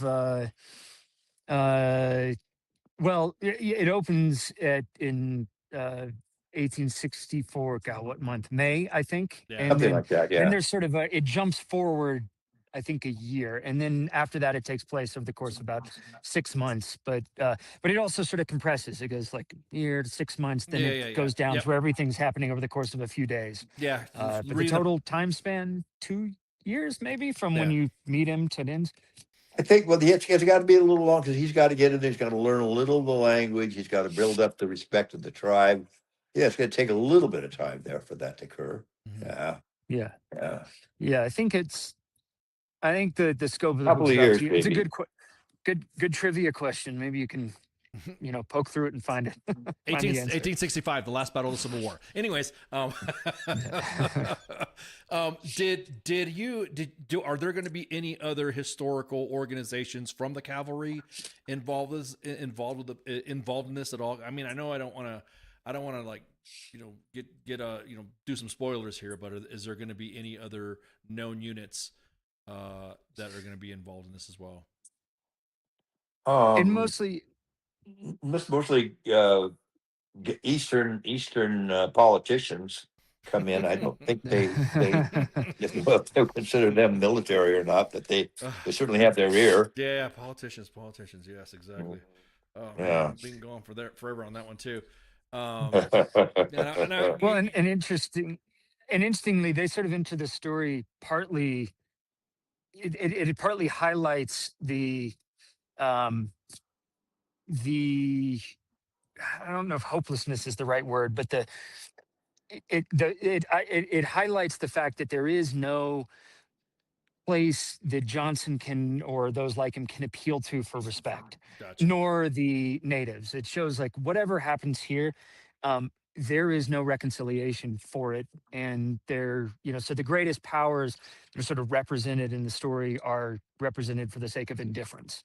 And for some conscience, because you see sort of the senator's wife. But no, this is mostly focused around the 10th. You'll see there are a couple of other units, but as the book goes, they quickly are isolated on their own, so that the book can again get to this sort of small, it reduces in scope until it's, this very isolated moment in battle. So they're not deploying anywhere off country. Is that what you're saying? They're not even wishing him success. I don't think anybody in the beginning really wants him to succeed because he's not an Indian. Right. They don't want to use his weapons that he brings to them. Right. They don't want to use the saddles that he's going to get for them. They don't want to use dynamite. They would rather just use the arrow. They would. They actually feel it's superior. So it's a hard wall for this guy to get. Yeah, I was just kind of curious. Yeah, I was just kind of curious to see if General Jack Pershing, John J. Pershing was going to jump in the mix, because he was in the 10th Cav, so I was just kind of like wondering if he was going to like a famous appearance or something like that in there. Oh yeah, no, there's not a lot of historical cameos. This is a work of historical fiction. I think if you open the door and go down that way, you have to go down it. Pretty hard. Oh, what did I do? I still see you. No, you good? Yep, I can still see and hear you. You're all right on our side. So yeah, no, this is again, like we sort of carve out a little place to have our fictional story. Creed, you good? I just lost my volume. I got it back. Oh, okay. All right, good deal. Just double checking. Yeah, because some stories like that, you'll have like a famous, like you said, a famous cameo and all that, and especially during that time, Custer, Pershing, if they get rolled up in that. And speaking of which, is there going to be any type of interwoven stories with this, like Custer's last stand? You mean not in this book? No. Okay. Yeah, we're working. So I did mention we're working on another book, but it's not a sequel. It is another Western, a little more adventure oriented, a little less historical fiction. But no, it does not cross into this, let's call it, universe. Yeah, well, yeah, I was about ready to say that too. That kind of like because there's also the there was the World War I. There was also the U.S. Mexico border, the Pancho Villa's chase as well. So I was just curious, if that was going to be? I mean, it's set up. It is set up for Johnson to continue. Right. I mean, right. If somebody wanted to, it can dovetail right into another story. Of course. Right. Yeah. So is Buffalo's going to be Buffalo's, and then Buffalo's, the motion picture Buffalo. I mean, I'm talking about obviously the book, but Buffalo's, the different wars. Buffalo's Revenge. Yeah, exactly. Yeah. The world according to Buffalo. Yeah, exactly. Yes. Buffalo's the next generation. Two buffaloes walk into a bar. Yeah, exactly. Yeah, yeah. Yeah, because some books have some, there's like a continuity, like you were saying, and intermingling between universes. I like the way you said that. It's what Spider-Verse is going to be in and who's going to be involved at the series. Because I'll be honest with you, I want to see. I mean, I want to get the book, but obviously, I want to see the movie. I mean, I want to see some. So do we. Well, like Creed said, this was conceived, very visually, very cinematically, but it also had to be, it had to be birthed in this medium. One, because that's me and Creed, that's where we work and we live and thrive. And also two, because the story, sort of a lot of things sort itself out that can only happen in a novel. Interesting, like we talk a lot about, we're working on another Western. We talk a lot about Westerns. We're actually doing a signing. We came across a super cool little piece of Western history that got us talking and thinking. And it is interesting to think about doing multiple books in that genre, because they all sort of are in that universe, right? And how you create the connective tissue. It's like the rules are sort of set for you, but in a way that's very kind of exciting. And I think the question you ask is like, how savage do you go? How dark do you go? Right. Right. I think that, and we talked about probably being, great followers of Cormac McCarthy and Larry McMurtry and Louis L'Amour. And it's kind of intimidating to actually even try to put your toe into that water. But to our credit, we forged ahead anyway. Yeah, and, especially when you're talking about the we'll time. be counted. Yeah, exactly. Yeah. Especially when you're talking about the time period. I mean, it's shoot! I can't hear you now. No. What happened? No. I don't know. Oh my God! Okay, I lost you again. What's going on? There we go. Can you hear us now? Yeah, I can. I keep putting my finger to hold it like that and to get it horizontal, and then I touch the thing. That's what she said. That's about to say. That's what she said. There you go. It's like Tourette's. You can't stop. Careful with them fingers. But what I was saying though is that the time span of the period of the Buffalo Soldier is I mean it's immense. So and there's been different events that they've been involved with.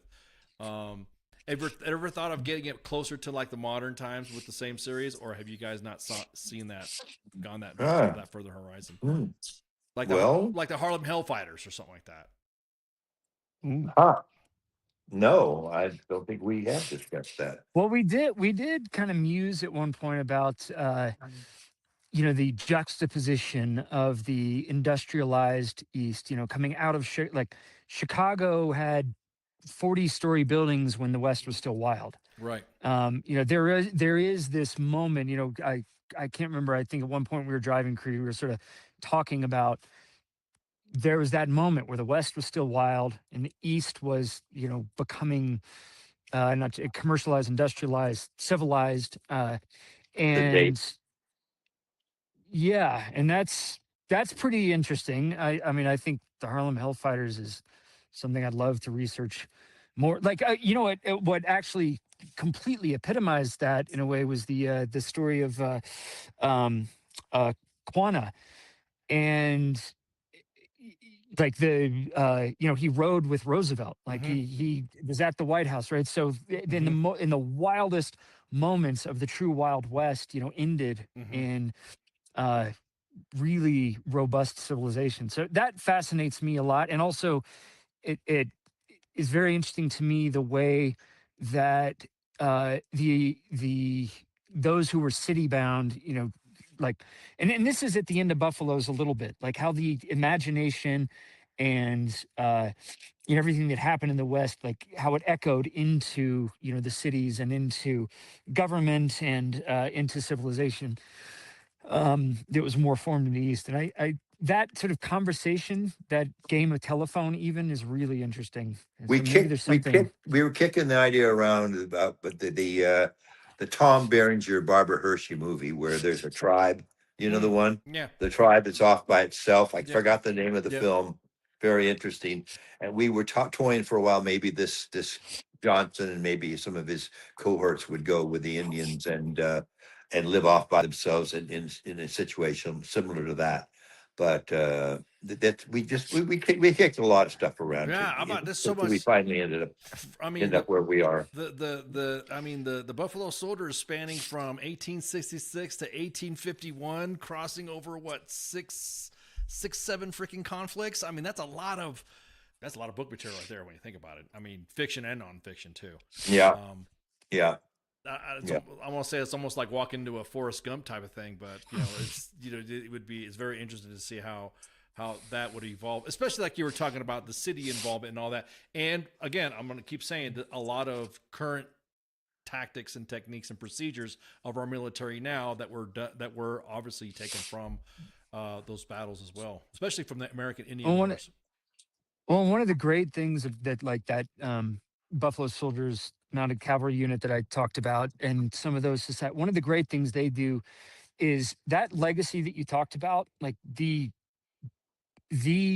Buffalo Soldiers made, I don't want to say just made a name for themselves, but they were legend. Like they went from dismissed and disposable to legendary and indispensable, right? Yes. I think it's fair to say it that way. And then we're gone, right? Like that legacy, what we moved on from that legacy. So it does need to be, maintained and perpetuated and, remembered. And for like reasons, like you said, for the TTPs that came out of it on the one hand, but also just because they earned and carved a place in the history of the country and our armed forces, that really doesn't, it doesn't have a reference point today. No. I mean, it would be a nice thread. It would be a nice thread, Nathan, if we had our when we go to the rodeo here, to the Black Rodeo in Los Angeles. There could be a story of one of the cowboys talking about blah blah blah back a couple of generations ago, and then we could show some flashbacks from the guy. That actually would work. Because the first thing it would be like for your next book would probably, and I'm by no means I'm not an author, but most books that you open up and you see like the timeline of it. Okay, so Buffalo's first started off here. Now the line starts to this next event, and then the line starts to next to that. So I won't. We will flank their minds. Yeah, and that was free. That was free. No invoice required. So there you go. I do like following Johnson further. He's sort of exactly. Yeah. No, I think that it's open. It's open. We can see, and he can also get some new high-powered weaponry too to facilitate his attacks with. Yeah. Okay. Maybe this is. Yeah. Maybe there's a conversation. I played a character in this Jacques Audiard film, The Sisters Brothers, and the character in it had the very first cartridge weapon. And so I was harped with Nathan all the time. Let's use that. Let's use that thing. Or bring the Gatling. I'm obsessed with it. Bring the Gatling gun involved too. Throw that in there to level some playing fields. Well, for sure. So aside Tommy gun. Indeed. Yeah, Tommy. I mean, there are some science fiction stories of soldiers bringing modern equipment back to what would you do with the modern weapon back in the Civil War or the Revolutionary War But the Tommy gun, what is when was the Tommy gun introduced? Do you? It was during the they had them in the 50s for sure. Yeah, it was during Prohibition, so it was like Prohibition time. The gangsters had them. So like the teens. I mean, there was still a Wild West. You conceivably could see you could have been fighting, cowboys and Indians somewhere with the Tommy gun. Well, I mean, yeah, it was introduced in 1921, so I'm just getting out the note right quick. 21. But Okay. just to go from the single cartridge, right, one shot only on a horse to 6 shot. Oh, well, that's what Winchester and the Henry rifle was about, the lever action, you know.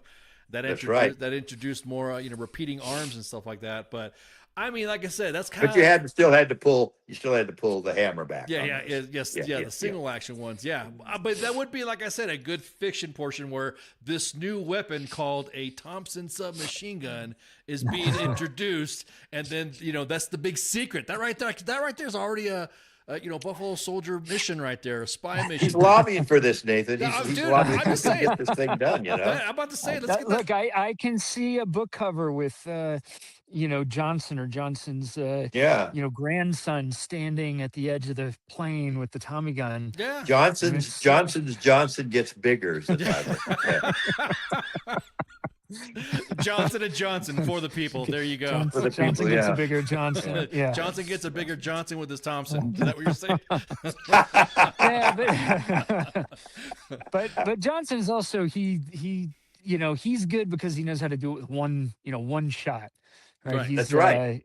He's careful and also part of that we make a mention of the book is resource availability. He doesn't waste. He used to shoot rabbits to feed his family, so he's going to do it in one shot. He's not going to throw stuff away. Right, exactly. Well, and they're given rifles that may break after 2 shots. They're given very little ammo. In the early days of the early campaigns, the Buffalo Soldiers, like they had the sick horses, the broken rifles, the worn old tack, lousy sabers. Yeah. Yep. Have you guys connected with the Buffalo Soldiers Museum in Houston, Texas? Have you guys gotten with them? No, I don't think so. They got some good information and historical memorabilia that will help walk you through it. Something to think about for us though. To go there, I've been there and it's pretty good. It's a decent place. That they would help. They would definitely help you out if you were saying, "Hey, I'm here to do some research about Buffalo Soldiers." The first thing they're going to do is like, "Hey, you're that dude from The Office," and they're going to be like, "Wait a minute, now I'm here to do a book." So not with my prosthetic ear. They're not going to recognize. You got to stop sparring with Mike Tyson there, Creed. I mean, must be the name Creed boxing. That maybe. So, you need to have both of them done and go full elf. Or Vulcan. Do that. We're Vulcan here. All right. The elf stuff. But guys, thank you guys so much for hanging out. This is fun. Thanks for having us, man. It was fun. Yeah, it was fun. And I guarantee you guys are always welcome to come back. Nathan CQ said hi, and he said he crushed it last week. You said you crushed it last week, so on his appearance here before. I endeavor to crush it every morning. Yes. So daily with walnuts. Killer with the walnuts. Yeah. All right, Creed Bratton and Nathan Edmondson, author of Buffaloes. I'm gonna shoot the breeze with them for a second, and I'll be right back. And then so everyone stand by. You guys got anything to say before we take off? Thank you. The book's Barnes & Noble, meridiabooks.com, Amazon. Go find the book and tell your friends. Great, please do. Yeah. Thank you very much for having us. Yeah, I posted links already in the chats while we were talking. So, all right, we'll be right back. Stand by. WTF Nation Radio. WTF Nation Radio. Take it from me, Ice. You can't just float around space not caring about stuff forever. The voice of U.S. Army. WTF Moments. This is WTF Nation Radio. Shit in the bag, Pogue. WTF Nation Radio. WTF Nation Radio.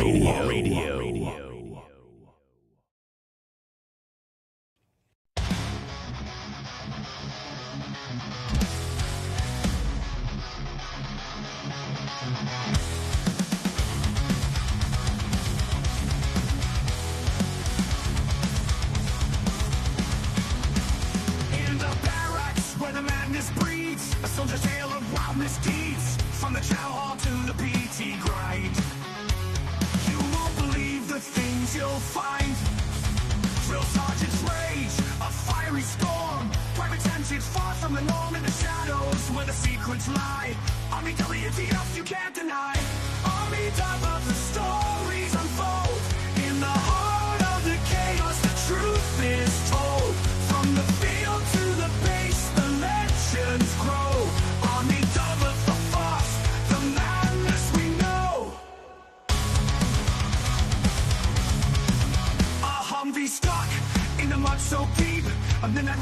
time for sleep. Emerge straight like golden hand.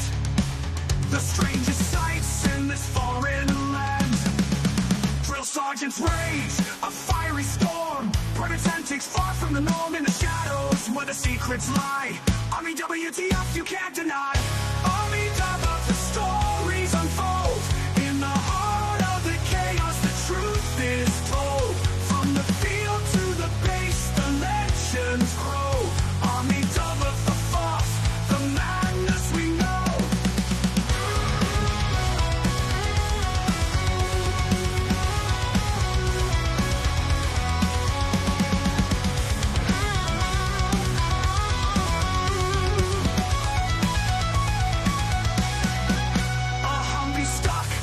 Mud so deep, a midnight raid, no time for sleep.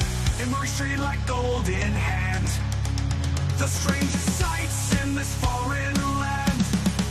Drill sergeant's rage, a fiery storm. Private antics far from the norm in the shadows where the secrets lie. Army W.T.F, you can't deny. Army W, the stories unfold. In the heart of the chaos, the truth is told. From the field to the base, the legends grow. Army W, the force, the madness we know. In the ranks where the wild things roam, every soldier's got a tale of their own. From the absurd to the downright strange. Army W, the force, it never will change. So raise a glass to the tales untold. In the Army's world where the brave and bold live the moments that make us say Army W, the force, every single day.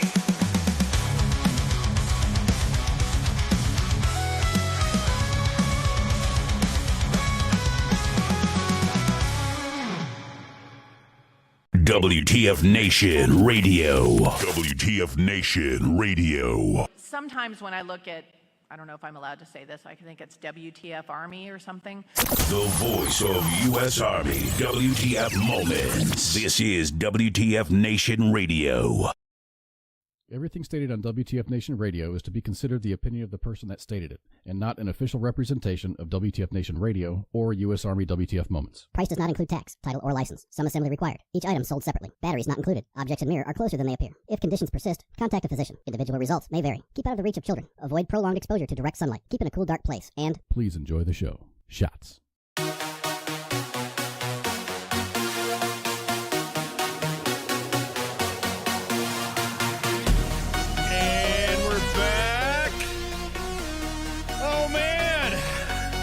Fun. Had a great time. Could have gone longer. Creed had to step out for a second, so you guys saw he got his he had some medical stuff done to him, so he had to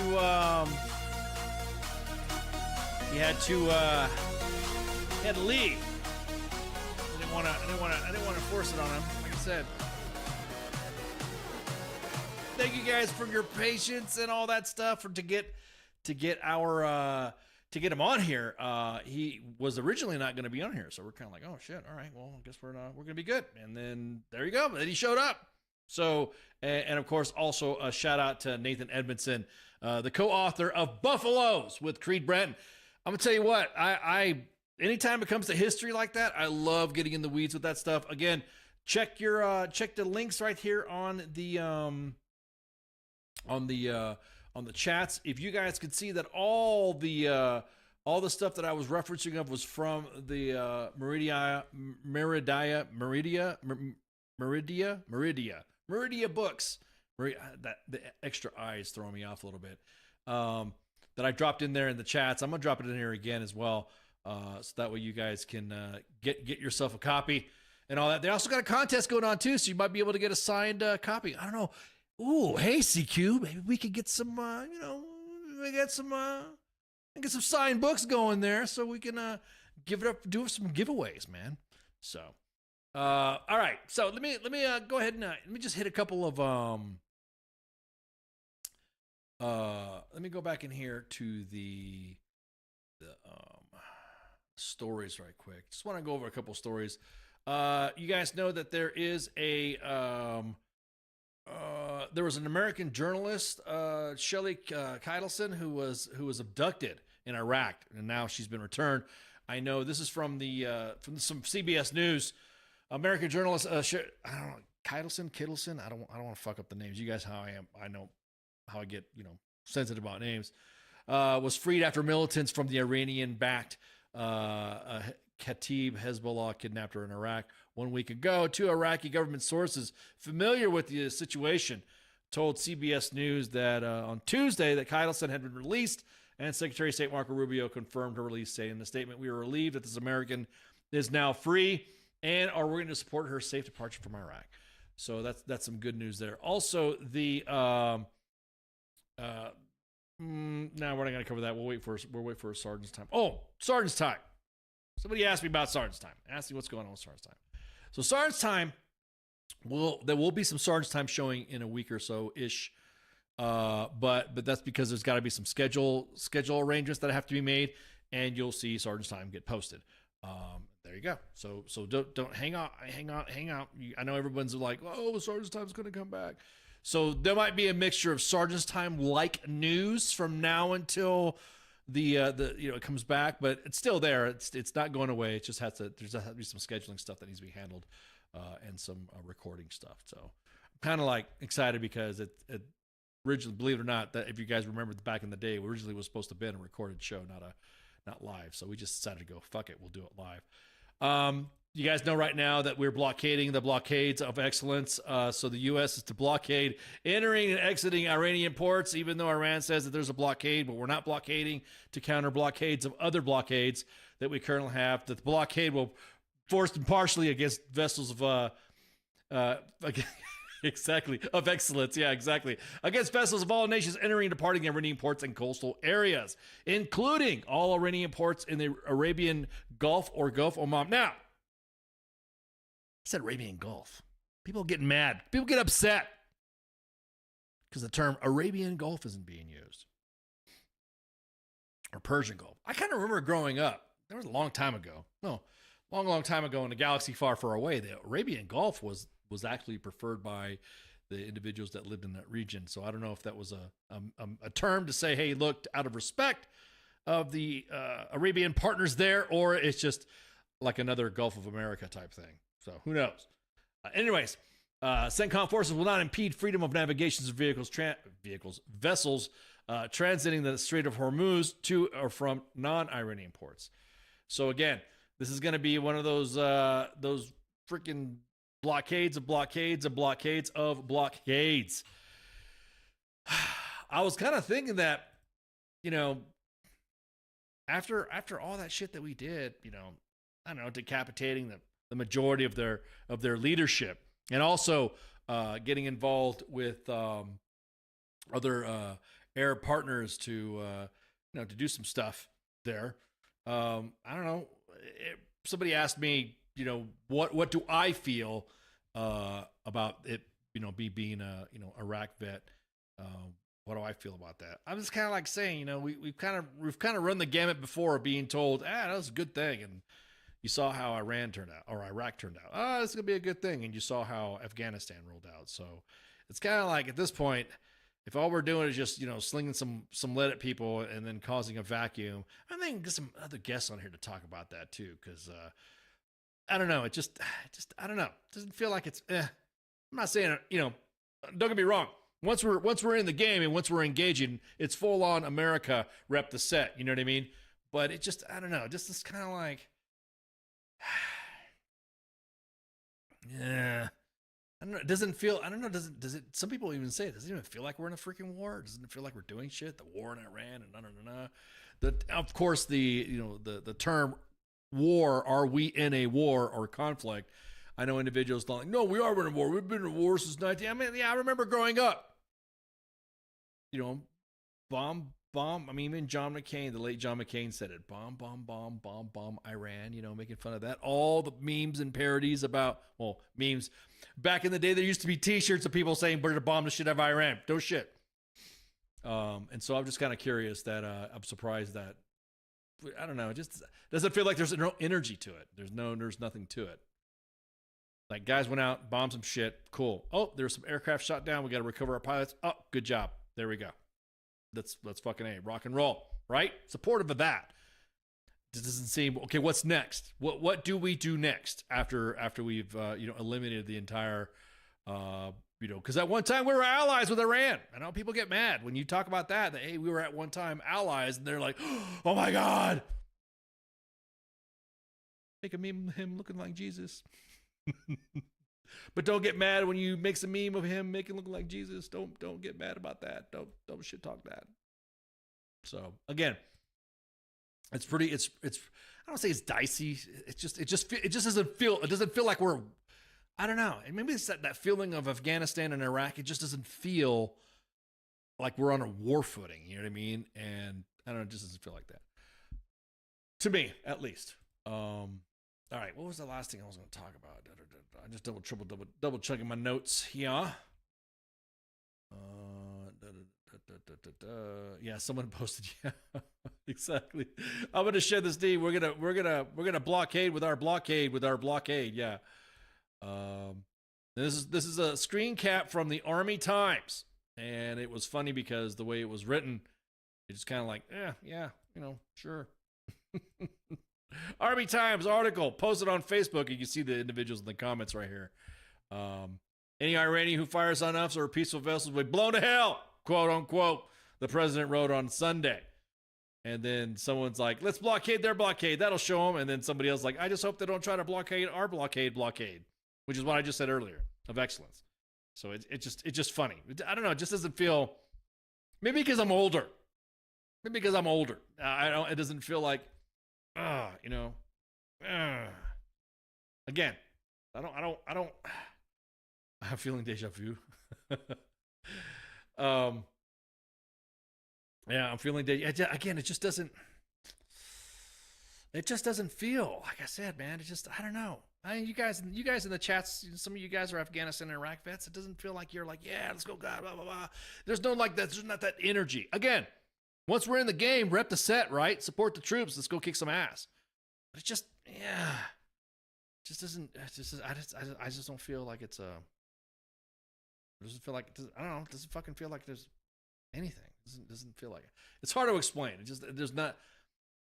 Everyone says, "Oh yeah, there's no skin in the game," or blah blah. Nah, it's not that. It just really doesn't feel like we're at a war footing. Or at least I would say the way the communications side of the house doesn't make it sound like we're on a war footing. Yeah, we did some strikes. Yeah, we did some strikes here. Yeah, we did some strikes there. And then a couple of videos saying that, oh, we did this and we did that. And you're like, oh, okay, so what else do we need to do? And I don't know. It just doesn't seem. Maybe it's because we don't have the briefings like we used to have with W. we're gonna strike terrorists. We're gonna do this and we're gonna. That's what we're gonna do. And don't get me involved in this shit. Shame on me. shame on. Yeah, shame on me. Can't do it again, or whatever he was confused at. It just doesn't feel. I don't know. What do you guys think? Do you guys feel the same way? It feels like a sick joke. Yeah, exactly. Yeah, it feels like a sick joke to the Guat folks. We got her first last time. Yeah, like I said, don't get me wrong. Yeah, I mean, when people start going through history and see just how we were with Iran before the Shah was exiled and before obviously the Islamic Revolution, and everyone's like, oh, okay.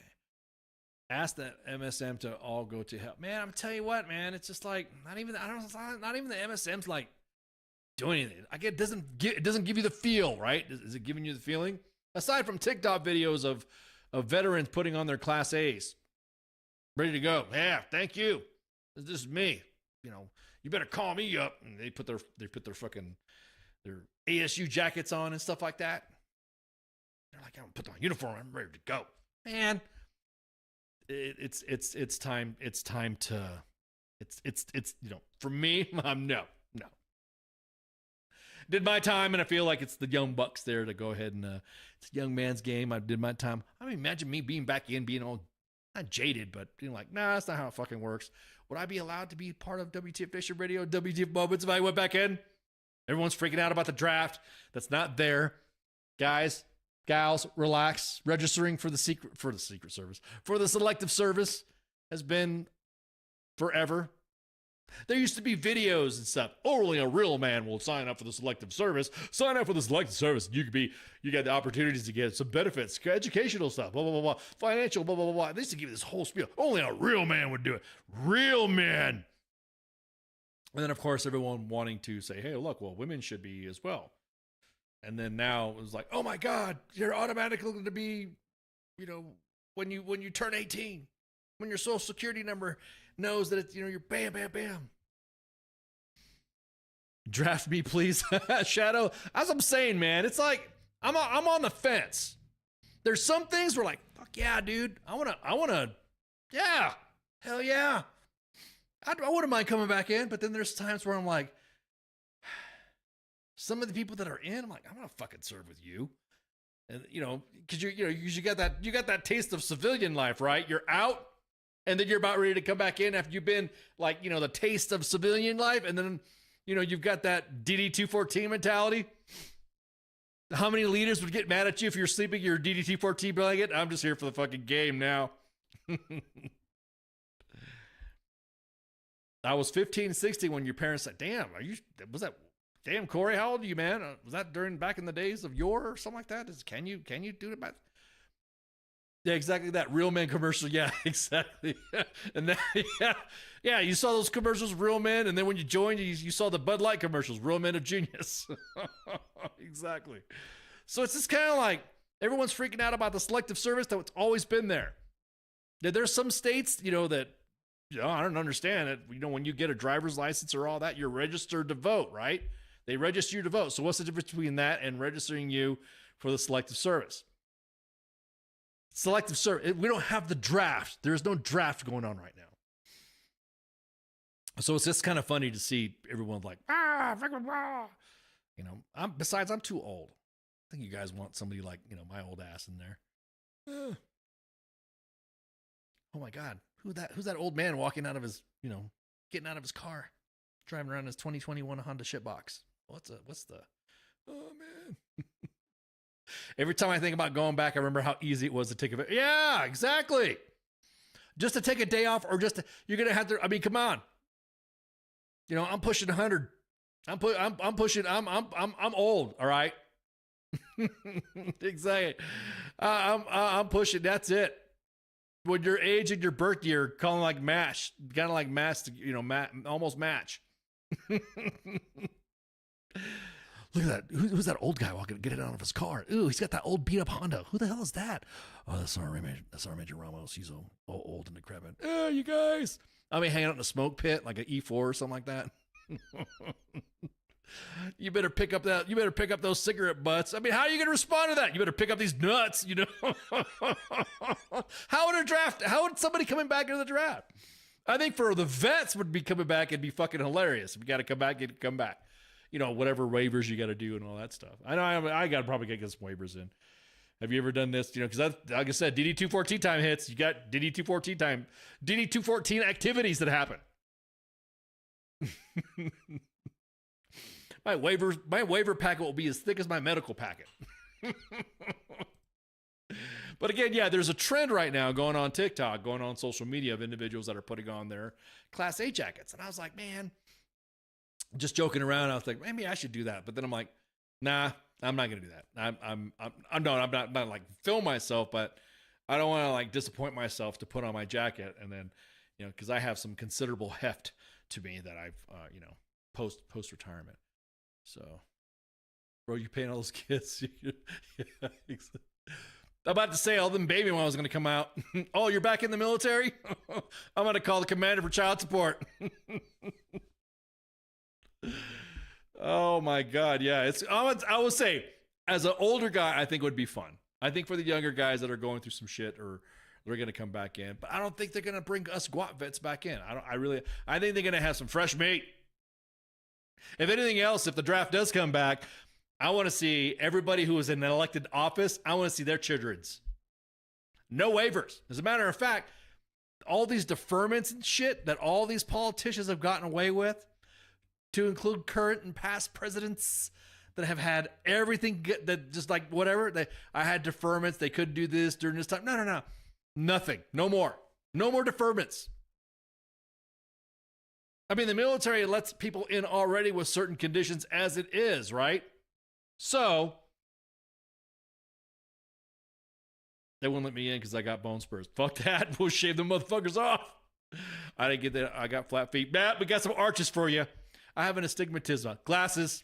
My girl's all fucked up. Dental. Yeah, exactly that, Keith. Why would I want to torture myself to put on my ASU jacket? I would, yeah, exactly that, Shadow. Guat Vitzer, I think, would be no draft is a trend. What else I'm saying, though? I'll be honest with you, I'd rather have somebody just wants to be in. When we had our guest, Colin, remember, Colin Jones. Remember, he came on, shoot the shit with us, and we talked about what would be a very good alternative to the draft. I'm gonna bring him on to see how he's doing. As his campaign surges.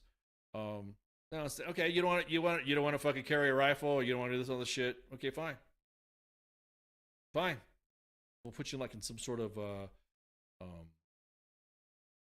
like a Peace Corps or the Service Corps or something like that. Kind of like something like that, to where it's an alternative. So that way they can focus on stuff at home.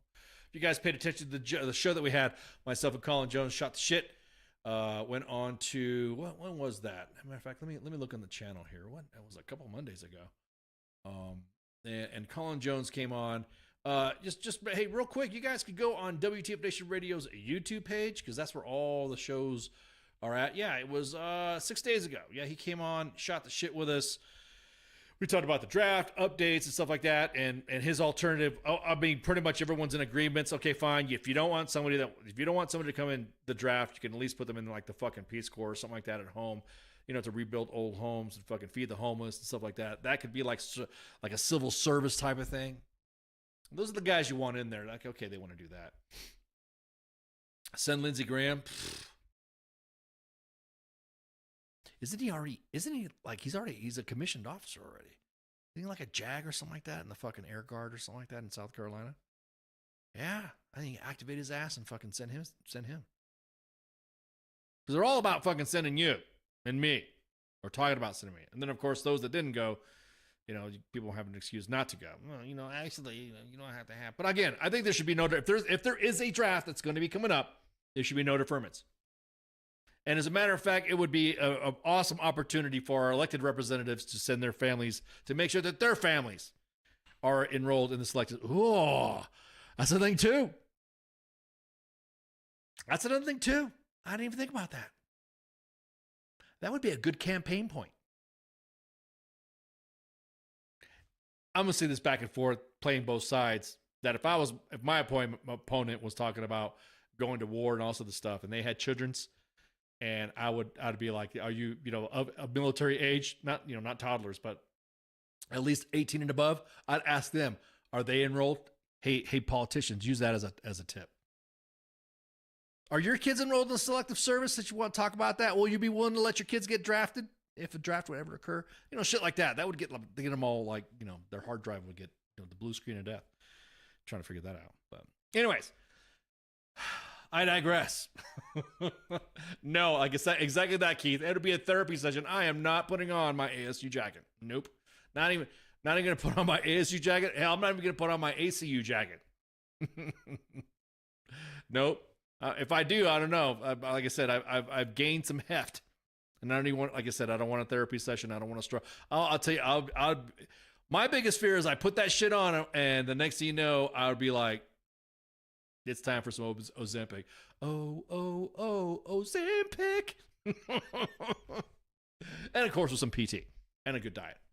But yeah, I couldn't. I always, there is no draft. No draft is happening. Signing up for the selective service has always been there. It's auto-enrolling you. It's making sure everyone does their fair share, right? Isn't that what the mantra is of most politicians? We want to make sure everybody does their fair share. Right. That's going to be like the new Scarlet Letter in politics. The midterms are coming up, right? That's what I would use.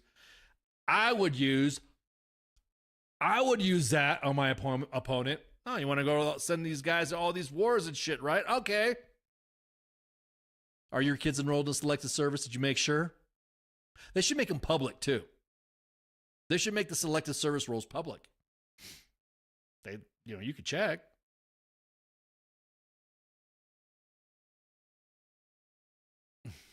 Pick one to go? No. Nope. No one's left out. I said no deferments. No deferments. The fact that we are a volunteer military makes us stronger than exactly that. There are standards, like I said. Those that want to be there. So there's no really, somebody brought up a question about, hey, why did you join the military? And it was, matter of fact, one of our past guests, did we have a EOD Happy Captain come on here and shoot the shit? Mike Villa Hermosa.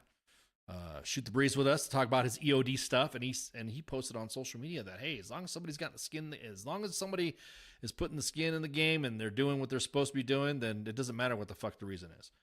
But yeah, again, no deferments. Get your children's, get your everyone's going. Maybe Keith out the top rope. Maybe that's why Elon has been quiet. He has a nice group to select from. I'm about to say, since they're already, I've been shitposting MAGAs and the left and the right, and now Elon people. Who knows? Maybe this might be our last broadcast on X. I already get sensitive when you post them online, especially when you're talking about. But anyways, let's see. Any pop cultures? Yeah, I think we're gonna go ahead and close it up. Let me go ahead and bop. Let me go to the calendar here. Make sure we're good on the calendar.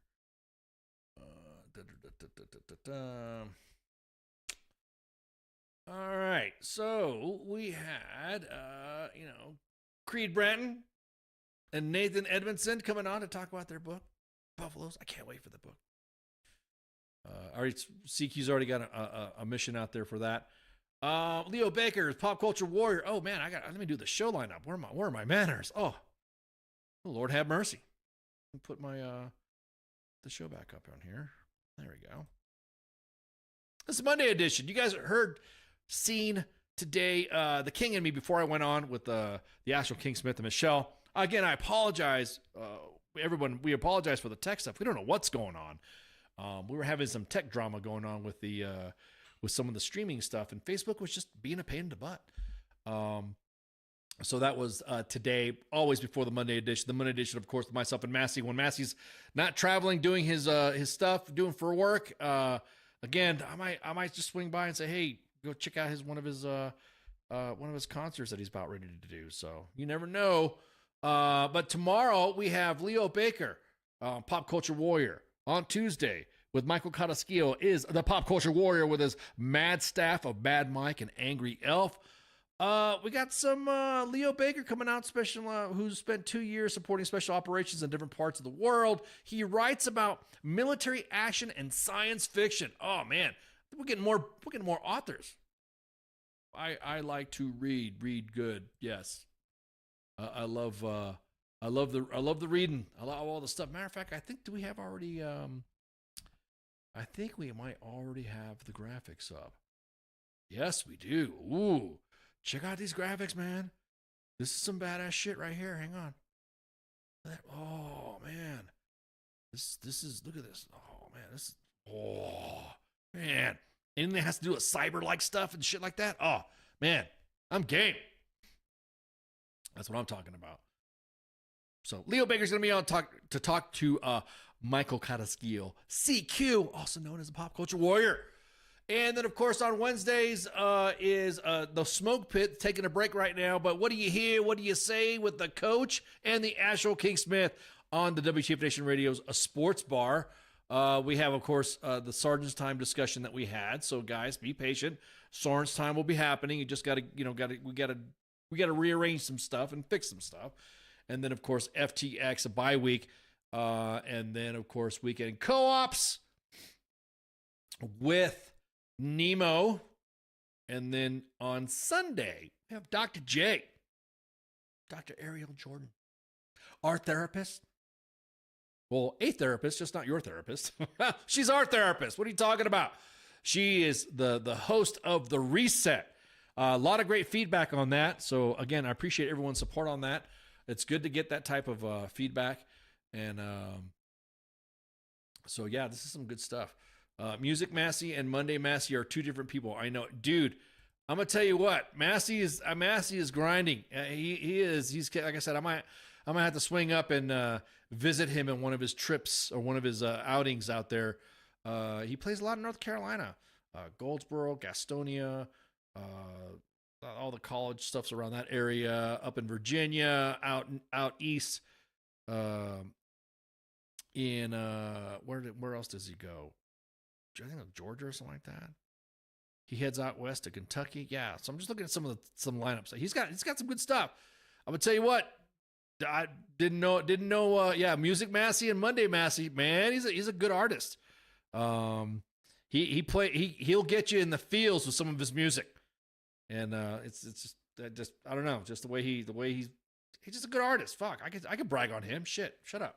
Anyways, so make sure you share, like, and follow. We're broadcasting live. We're trying to broadcast live on 5 different platforms. On the main ones, which is U.S. Army WTF Moments and WTF Nation Radio's Facebook page, U.S. Army WTF Moments and WTF Nation Radio's YouTube page, and on X. And did you know that some pages already have their own pages? So like a show has its own page. So for instance, Sergeant's Time has its own page. So all the extra shit gets on there that can't be discussed in the show. The Monday edition's getting their page started up. Pop Culture Warrior got their own page set up. The Smoke Pit, the Sports Bar. So all the shows have their respective pages that, they'll also broadcast on there. And they'll post memes, jokes, and all sorts of shit. The Jesus memes, the Jesus memes are in. I think that's it. We try to start the show about 8 o'clock with the exception of the Reset, noon Eastern Standard Time. So I think that's it. You guys got anything for me? Any questions and stuff like that? Like I said, please hit us up at contact@WTF Nation Radio for any anything that has to do with you want some guests coming on. We got some other guests. I'm seeing some emails and shit. And other events happening too. I can't wait. And we can't wait to talk about those. Once that happens, man, woo! The WTF Nation, we'll be doing a road show. You never know. So make sure you share, like, and follow. Like the kids like to say, hit the thumbs up and subscribe. Shots. See ya. Boom, be. Take it easy. Hey, this is SEAC retired John Wayne Troxel. You're listening to WTF Nation Radio, the station of choice for all of the badass MFers on the planet. The voice of U.S. Army, WTF Moments. This is WTF Nation Radio.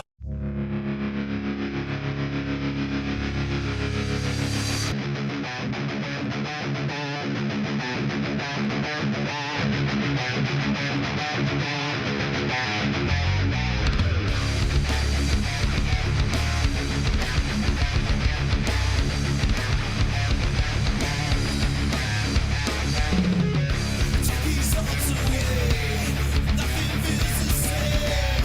Let it all be